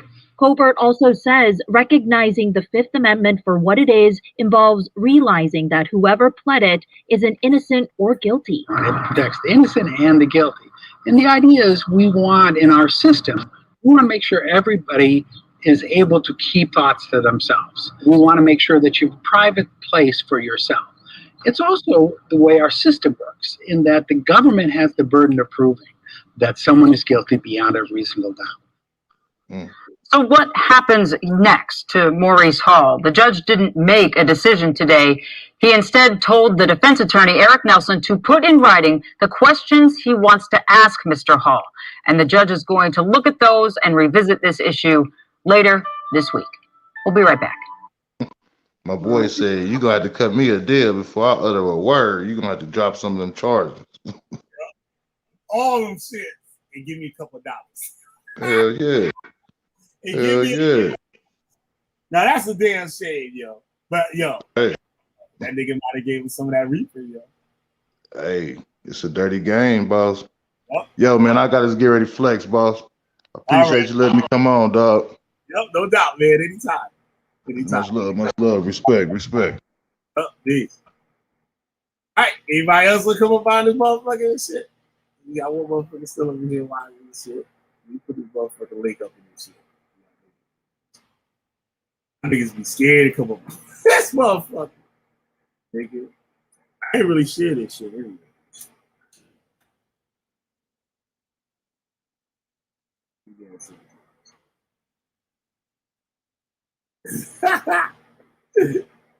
Oh, D-Boy Hall. D-Boy Hall, nigga. I know why y'all playing with me and shit. D-Boy Hall. Notice I ain't read none of that shit.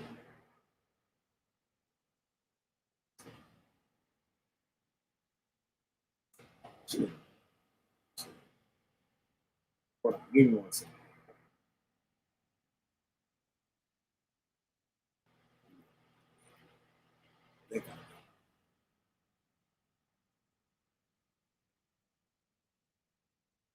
Show you that other shit.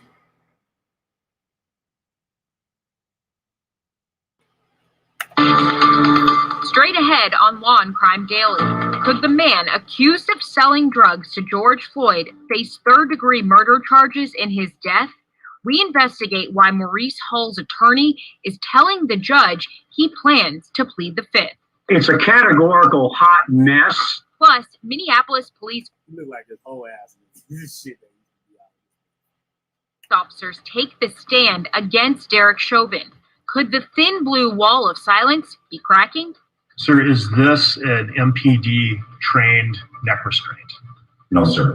And the family of George Floyd holding a prayer vigil in front of the courthouse as week 2 of testimony continues. We're going to get through this. Amen. Law and Crime Daily, covering court cases from coast to coast. 7 in testimony in the Derek Chauvin trial as prosecutors present their case. So Brian Buckmeyer is there first and has more news from outside of the courtroom. Brian. Yeah, Angelica, Reverend Al Sharpton. That thing got fly ass ties. I don't be wearing no bow ties. As well as attorney Benjamin Crump came out to give a prayer, not only for the family, they said, but also the community and the country. They talked about seeing the video of what Benjamin Crump calls the torture video over and over again, and how that's affecting the family through a form of PTSD, as well as, he said, all the rest of us. So they gave a quick prayer in anticipation of both what we've already seen and what we're about to see, and then mentioned we're going to start to see the ME or medical reports coming up soon. Angelica? All right, thanks, Brian. Well, before the jury was brought in for the day, the man who was in the SUV with George Floyd appeared in court, telling the judge that he doesn't want to testify because he could be charged with a crime. Law and Crime's Anjanette Levy is here with the major update to the story that we've been following for you. Anjanette? Yeah, Angelica, we've been following this for several days now. Maurice Hall fears he could be charged with third-degree murder or even more charges if he testifies truthfully about what happened that night last May. The correct spelling for you guys would be Morris. Maurice Hall, in a coat and tie, appeared in Judge Cahill's courtroom via Zoom from jail. He has been provided no immunity, no protection for his testimony whatsoever. So why is Hall so worried? George Floyd's girlfriend already testified that they bought drugs from Hall. On May 25th, 2020, Hall was in Cup Foods with George Floyd, holding what appeared to be cash. He's also on body camera video sitting in Floyd's SUV. I cannot envision any topics that Mr. Hall would be called to testify on that would be both relevant to the case that would not incriminate him. Well, that's ultimately the court's decision, correct? Yes.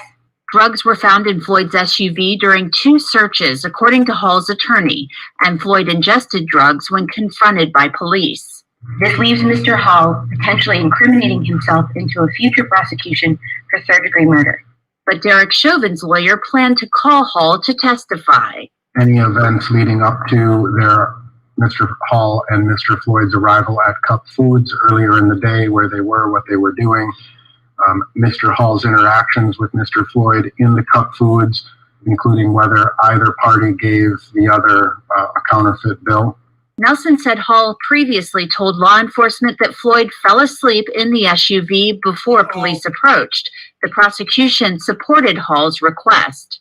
What we can't have is an invocation of this privilege in front of the jury.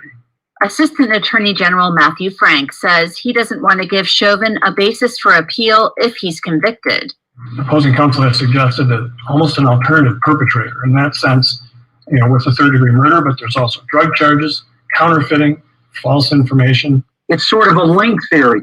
Former federal prosecutor Gene Rossi says Hall's testimony only helps the defense. He also says Hall could possibly face federal charges for Floyd's death. If what you did in the chain caused his death, even if your link is far removed, that could be a federal charge, and that is a mandatory minimum, Anjanette, of 20 years and a maximum of life.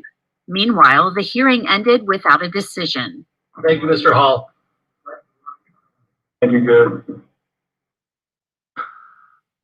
Judge Cahill said that the questions Eric Nelson wants to ask Maurice Hall should be written down in a draft form and presented to him by this Thursday. He actually called it homework, which gave people a little bit of a chuckle. That way, Hall and his attorney can review them. Then this issue will be revisited next Monday. Judge Cahill, as you heard, ultimately deciding which questions can be asked of Maurice Hall. Angelica? Anjanette, thanks. All right, there's more of this we want to talk about. Terry, over to you first. Based on the judge's comments, it sounds like the scope of Hall's testimony will be very narrow. We know that. So do you think that the parties will be able to effectively keep that scope so narrow?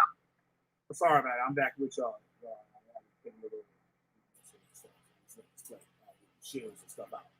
You know what, Angelica, I don't think they're going to be able to put Hall on the stand and keep those questions narrow.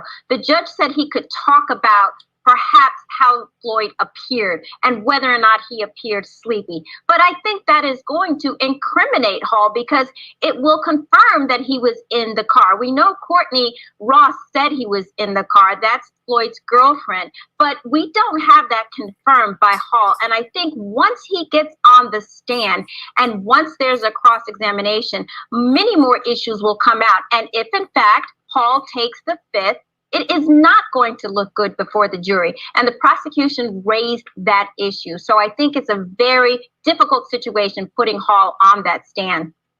All right. And Brian, do you agree with the judge here? Do you think that regardless of the scope, that there is video evidence of Hall in the car? We know that. So that's incriminating as it is, isn't it? Yeah, but the difference between the Fifth Amendment and incriminating video is that the Fifth Amendment protects you from incriminating yourself. And I understand that he's not going to talk about the pills or the sale, but just think about it rationally. Would you tell a police officer that you were in a car with drugs in it?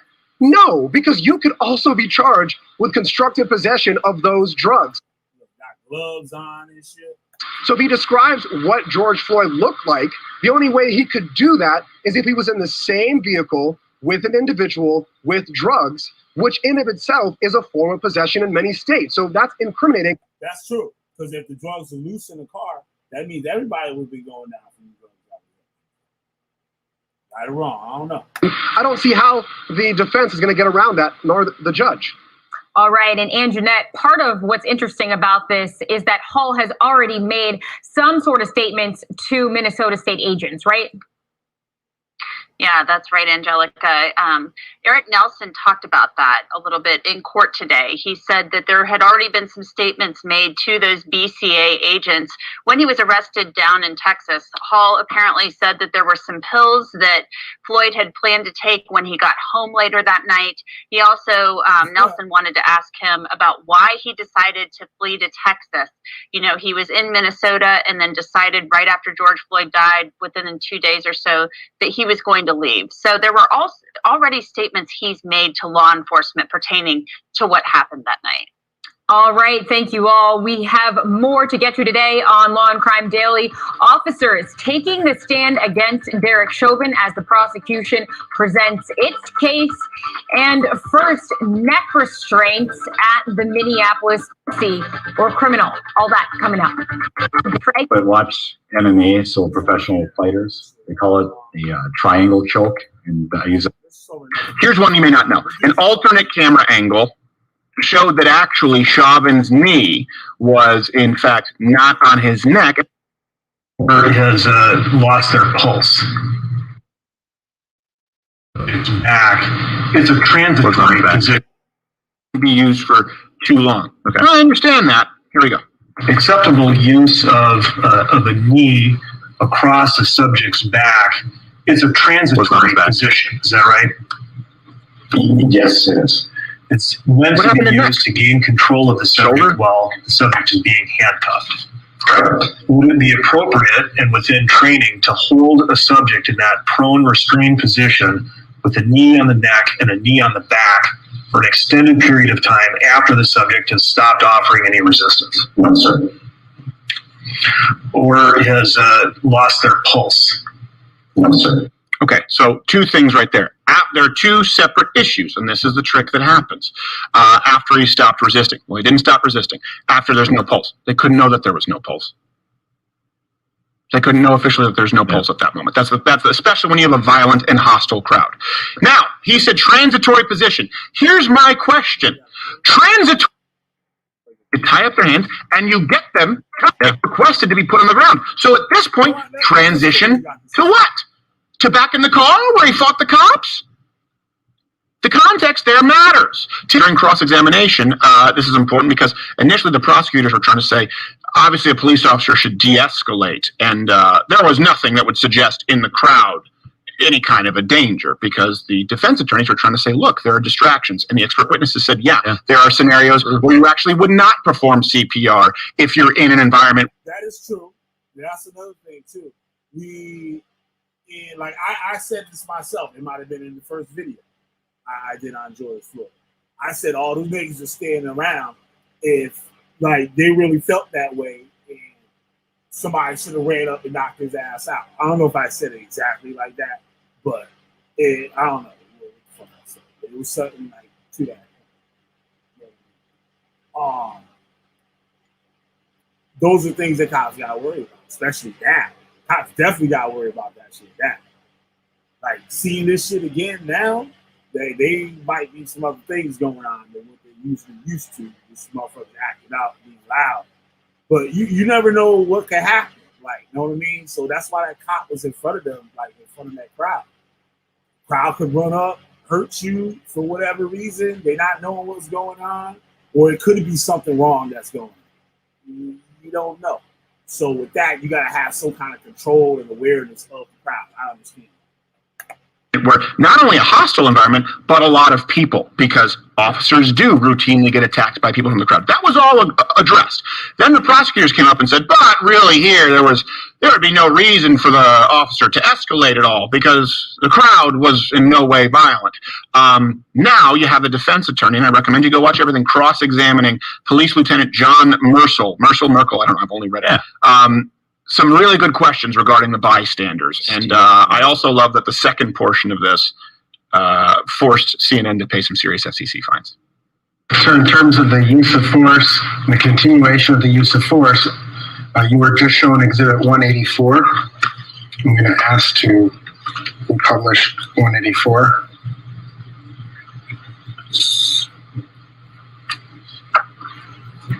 Looking at this individual right here, does it appear that the man in blue is holding back the man in black? Yes, sir. The guy with the boxing shirt on? Yes, sir. He's holding back. At a glance. No. Now, in terms of... I said this in my first video, I believe. Because we gotta, like, you know what I mean? We be doing it to ourselves sometimes. Sorry for using language. But then, how we see with black people filming incidents like this, we sometimes fuck up what we're trying to achieve with making the video. We want to show an injustice that's happening in America by the police department. And we'll show or give some room for an excuse. We'll give room for an excuse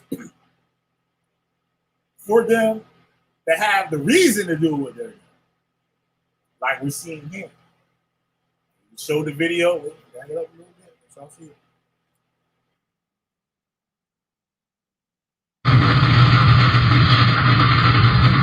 Looking at this individual right here, does it appear that the man in blue is holding back the man in black? Yes, sir. The guy with the boxing shirt on? Yes, sir. He's holding back. At a glance. No. Now, in terms of the continuation of use of force, and we're talking about involvement of onlookers, right? The words they use matter, correct? Yes, sir. But if they're saying, I'd slap the out of you, or you're a pussy, or you're a chump, would that reasonably tend to rise alarm in a police officer? Yes, sir.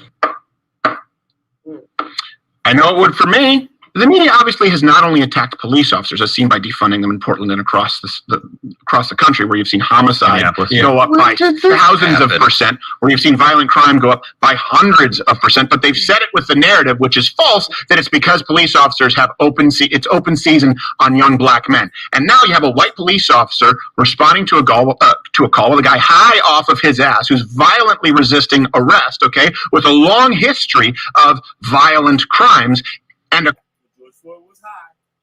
crowd of people primed and ready saying, I'd slap the fuck out of you. You want to tell me that doesn't matter?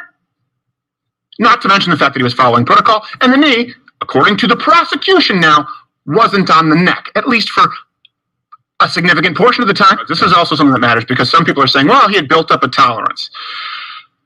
It's very okay. Yeah, no, not the number that we saw. Yes, it's possible to build up a tolerance. The typical overdose level for fentanyl is 3.1 nanograms per milliliter. Okay, is it per milliliter or deciliters? You can get on milliliter. No. So now let's just give you the number 3.1. We have all the sources available at loudwithcredit.com.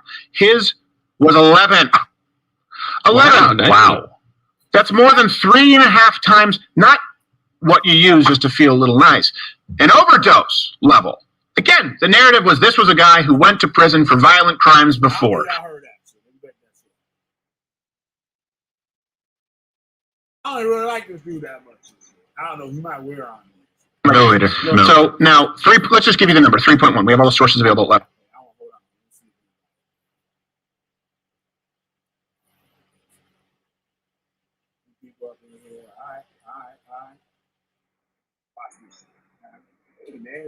I see what it says. loudwithcredit.com. His was 11. 11. Wow. That's more than 3.5 times, not what you use just to feel a little nice. An overdose level. Again, the narrative was this was a guy who went to prison for violent crimes before. You know, the most abhorrent of which was robbing a lady with her toddler in the room, gang robbing a lady, scoping her out. And it was a lie that she was pregnant, right? We had to correct. That was unfortunately a story that got circulated.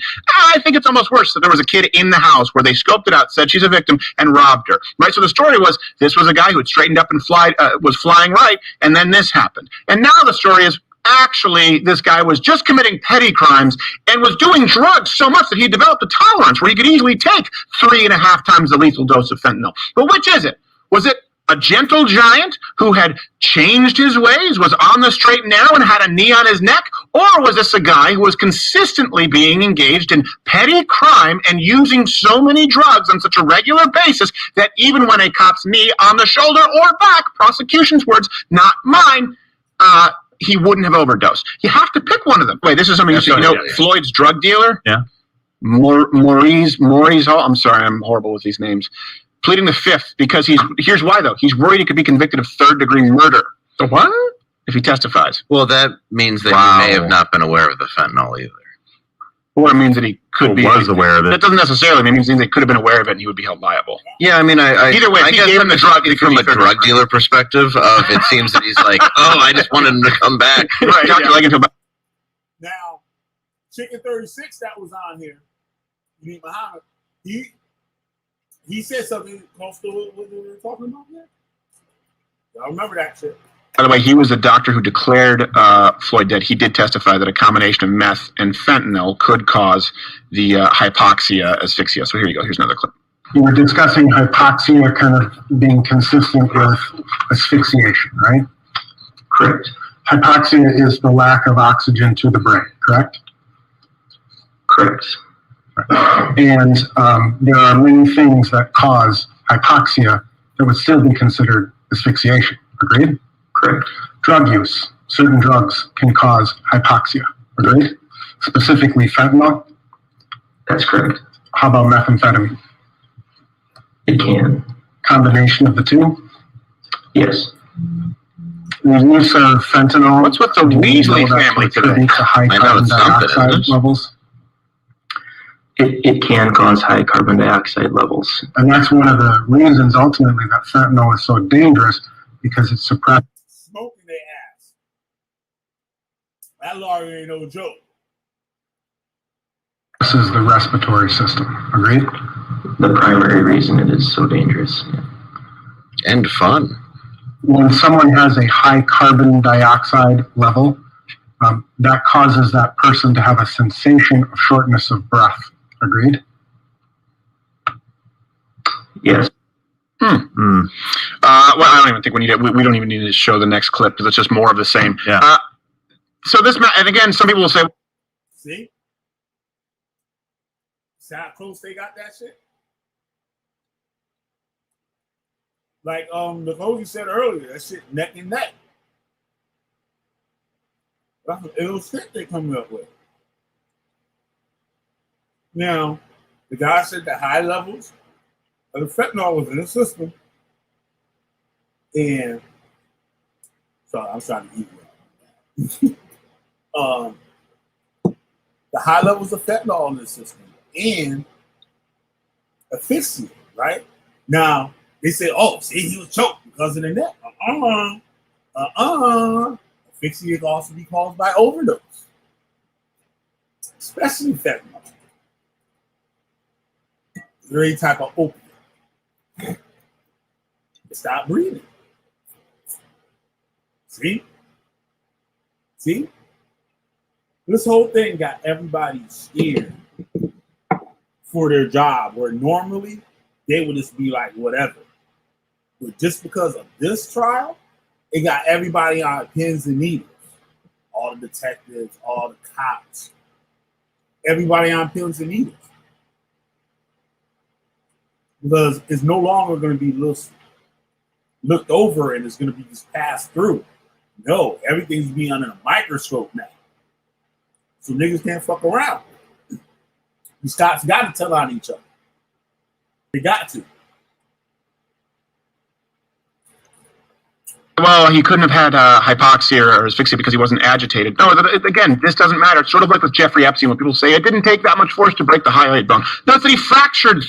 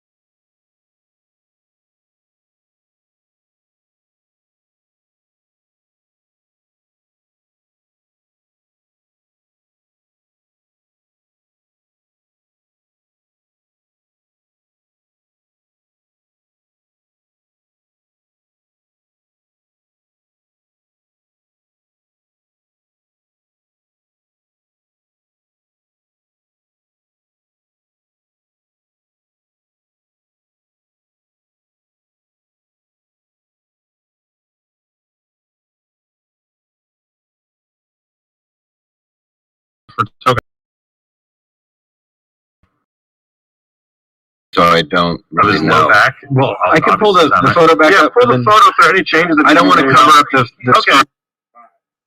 One last thing, real fast. I'm about to do something else to eat. But this last clip, yeah, we're gonna get the hell on out of here. We're gonna look at this investigator. How he changes his mind when questioned. Right? Right, I'm sure. Okay. Whoever watched tonight, thank y'all for coming on. Feel free to talk some shit in the comment section. I put the link in here if anybody, well, the link's already up in that one. Anybody want to come on? Sure, it's been on.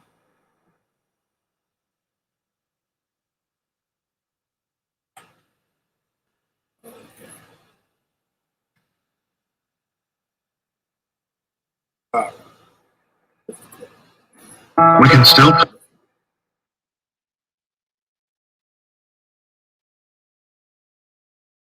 Just a reminder, you're still on roll. Yes, sir. Today's testimony, more cops taking the stand against former officer Derek Chauvin. In your opinion, does defendant's use of force during that time period need to be reasonable within the entire time period? Yes. It will be the truth and nothing but the truth. But one of the more significant exchanges came when Special Agent James Ryerson took the stand, an agent with the Minnesota Bureau of Criminal Apprehension that led the investigation into the events of May 25th. The defense played him video from the scene. Publish Exhibit 1007, and I'm going to ask you, sir, to listen to Mr. Floyd's voice. Did you hear that? Yes, I did. Did it appear that Mr. Floyd said, "I ate too many drugs"? Yes, it did. But minutes later, prosecutors played a longer clip from the same video. Having heard it in context, you're able to tell what Mr. Floyd is saying there? Yes, I believe Mr. Floyd was saying, "I ain't do no drugs." So it's a little different than what you were asked about when we saw a portion of the video, correct? Yes, sir. A key moment, as one of the defense's main theories is that Floyd died largely from drugs in his system combined with his medical history. Earlier in the day, Sergeant Jody Steiger with the Los Angeles Police Department was called by prosecutors as a use of force expert and testified, like others have, the force Derek Chauvin used on George Floyd was excessive. He was in the prone position. He was handcuffed. He was not attempting to resist. He was not attempting to assault the officers, kick, punch, or anything of that nature. Officers are... But Chauvin's attorney, during cross-examination, focused on what could have happened, specifically one of their central arguments, that the growing crowd became a perceived threat and distracted Chauvin. Don't touch me. And when someone starts threatening you, it's a possibility that an officer can view that as a potential deadly assault is about to happen. That's what they're trained. Yes, that's what they're trained. The defendant and the other officers. But during prosecutor questioning, I did not perceive them as being a threat. And why is that? Because they were merely filming, and most of it was their concern for Mr. Floyd. The defense also moved to show there were points where Chauvin's knee may not have been on the neck, but on some portions of the shoulder. Prosecutors called the placement irrelevant. Is the risk related to the pressure on the neck or the pressure on the body? The pressure on the body, any additional pressure on the body complicates breathing more so than if there was no pressure at all. So now they're saying that there's the pressure on his back. You know what I'm saying? Anywhere his knee would have been. Could have done the same thing. So the neck cannot be something. I find it strange too, because I don't really know how you can choke somebody from like the back of your neck. Like, and the thing on the side, I said possibly that makes, depending on where his knee at, I guess maybe. But I always wondered that shit. Like, I don't know. They're trying to be funny and shit. I don't know, but I don't know. This shit is crazy. Let's pay a little bit more. Anybody want to come on and link some? In the final portion of the day, forensic experts testified about drugs found in the police squad car as well as Floyd's vehicle, including illicit drugs in pill form. And what were the results of the testing? The tablets contained methamphetamine and fentanyl. And are you able at the BCA lab to quantify how much methamphetamine or fentanyl are in those pills? For methamphetamine, yes. For fentanyl, no. And Omar Jimenez joins us now from Minneapolis. So can you explain the context and significance of the drugs found in both vehicles? Yeah, it's significant mainly for the fact that the jury can now hear for themselves that drugs were found in these vehicles. We did know prior to this that some of these same drugs were already found in George Floyd's system based on the autopsy report, but it speaks to the larger point of, as closely as you and I have been paying attention to this, the only people that really matter at this point are the jurors in that courtroom. And based on reports that we've gotten from inside, this week has seemed to be a little bit harder for them to pay full attention, as we've sort of been in this expert testimony phase compared to what we saw last week, which was the more dramatic, emotional testimony phase that we saw. Nonetheless, many of them have been taking notes. We've seen some confer back and forth among themselves. And then, of course, we work our way towards what will be the final portion of prosecutor testimony or prosecutor calling witnesses trying to get to the official cause of death for George Floyd. Laura Jimenez, appreciate it. Thanks. Joining us now to CNN legal analyst, former federal prosecutor Laura Coates, criminal defense attorney Mark O'Mara. So, Laura, you heard the recording of George Floyd. The defense arguing he said one thing. The prosecution is arguing he said something else. Who do you think is the stronger argument? Well, the idea of the prosecution and the defense quibbling over what George Floyd said is really a lack of focus here, and here's why. Whether or not George Floyd said he ate drugs, ingested them in some way, or never used them at all, remember, it does not go to the heart of the matter here, which is why Derek Chauvin, the defendant in this case, applied a non-proportional, deadly force, what was not reasonable, and there was no threat posed. And number two, even if they suppose that George Floyd was under the influence of drugs and that they thought, the officers on the scene thought, that that was the cause of his physical distress, well, look, he's in the custody of police officers, Anderson, which means they owe him a duty of care. Why did they withhold that duty of care? Why do they not render aid? If you were in a jail cell and went into cardiac arrest or something was wrong with you, would you expect the guard to say, well, I didn't do anything about that, so leave the person alone to die in some respect? And that happens. And that happens. Exactly what happened.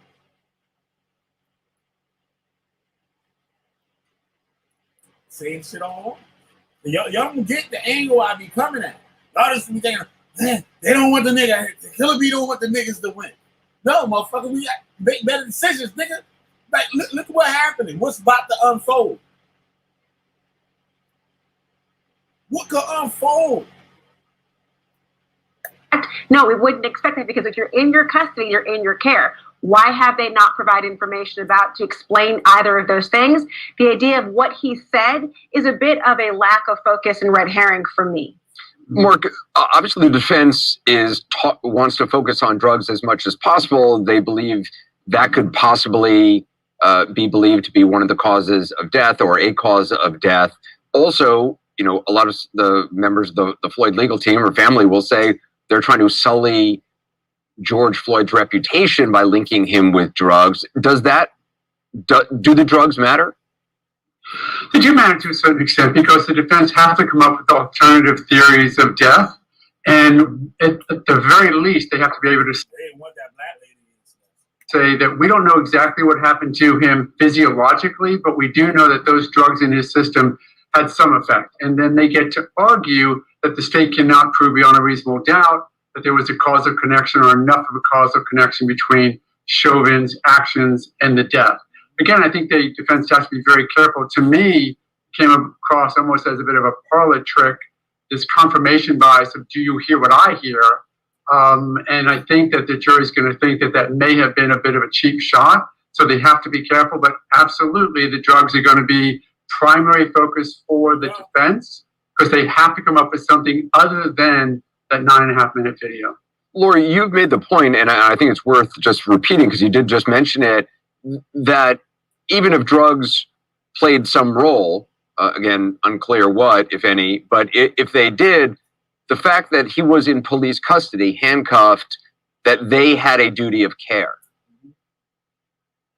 Absolutely, Anderson. Remember, the idea that came out in the opening statement by Mr. Blackwell, in your custody is in your care. Remember, toxicology reports or the finding of pills someplace else or the analysis of indiscernible audio, this is all after the fact. What matters is what the officers knew in that particular moment. They did not know what toxicology reports would yield, but they did know that somebody was in physical duress and they were in their custody. How do you know? The person was handcuffed and literally under the body of an officer. Remember earlier, homeboy was saying, yo, Floyd know how to talk. Like, Floyd, the humble dude and shit. Floyd know how to talk to white people. Yeah, I'm a good guy. Well, I'm a good guy. They have a duty to protect and safeguard and actually render aid to somebody who's in distress in their custody. Why didn't they do so? Remember, you had the ER physician testify that time was essentially of the essence, and with every moment that lapsed from the time the person was not receiving oxygen or was unconscious in some way, that it was exponentially less likely the person would survive. Officers are trained to perform and render CPR, and nothing about the crowd made it impossible for them to do so. It was a conscious decision, and this is a charge of unintentional murder, that's true, but it still does require that he had the intent to act or not perform a task that led to the death of George Floyd. As long as you're having that sort of stay on the shore, keep your eyes on the prize prosecution about these issues, any discussion about whether he ingested or just said this or did not say that, the person who was actually the defendant is Derek Chauvin, not George Floyd. Mark, in the trial of the officers in the beating of Rodney King, I remember the attorneys for the officers sort of going almost blow by blow, and that's enough of that shit. That's enough of that shit. Yeah, somebody had to fuck it out of here already. Been 2.5 hours. This killer beat the goddamn witch finder general. You got a witch, I'm burning their asses up every goddamn time. Thank y'all for coming on tonight. Thank you, Nkosi. Thank you, Nate Springfield, and thank you, Unique Muhammad, aka Chick 36. Yeah. All y'all more than welcome. Keep coming on here every time I stream. So with that, I'm getting on out of here. And we are. The inhumanity of the man portrayed on the screen so vividly that you flinch. This man showed no mercy in the pursuit and interrogation of his victims. He was called the Witch Finder General.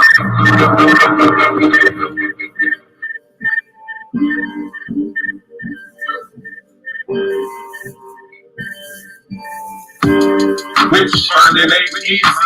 Fuck your trick one. Get this one. Y'all can get your hands lost, spin away like prison. Intelligence agencies trace today. Seeing what I did lately, amazing. They not seeing all the sheep graceful. Flaming pins of Josh, get rocked. Mountaintops go fly.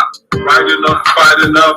Yet I'm so nice when I expose. Fuck y'all clothes, costume shop roll. Catch info like a stroll. Filling holes, so grab a switch. I'ma stole my foes cause they snitch. Since they can't ruin me, I'ma ruin them. That chopped off heads will still spin. Burning witches in they sin. You can't lie, you can't die. I know what y'all said. Just as flesh decay, but eternally, I don't see it that way. Pave the road clear is what you said, but your court gonna leave people dead. Claim God, but God don't know you. Watch your desires overthrow you. Man fall down, man go boom. Mask wearing like doom. All caps like y'all yelling. That's a rap. Might as well be felons. Y'all words are lepers. On YouTube, acting precious. This the nexus. Feel the sun from the solar plexus. Taste the breakfast. Finding all those devices that detect us. Yo, show respect, cuz. And what line of business might it be? God's business. Witch finding. Witch finding. Oh, that's y'all need for that next buzz. Or some blood. Watch the general pull bloods. Internet warriors caught up in dark corridors. Fiction like Mordor. Should've stayed on the floor. Y'all know no origins. Laughing orphans, even though we got royal blood coursing. No more horsing. Real life's more important. Y'all speaking curses on yourself, claiming God and no one else. Blast you off the shelf. Burn your whole library. See you do it. Look, y'all claim and learn.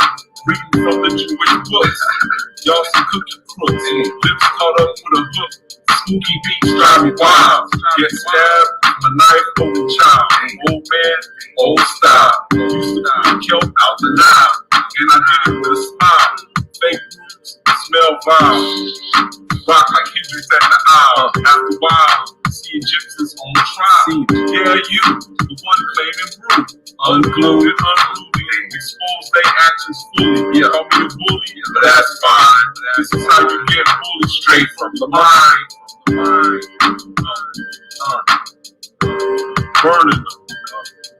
We cats out there. Have faith in y'all. Have faith. They claim they read all this. That they know all this. Claiming they speak a language. Alright, so y'all have a good night.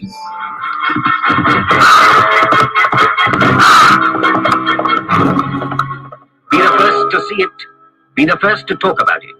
The Witchfinder General. Alright, so y'all have a good night.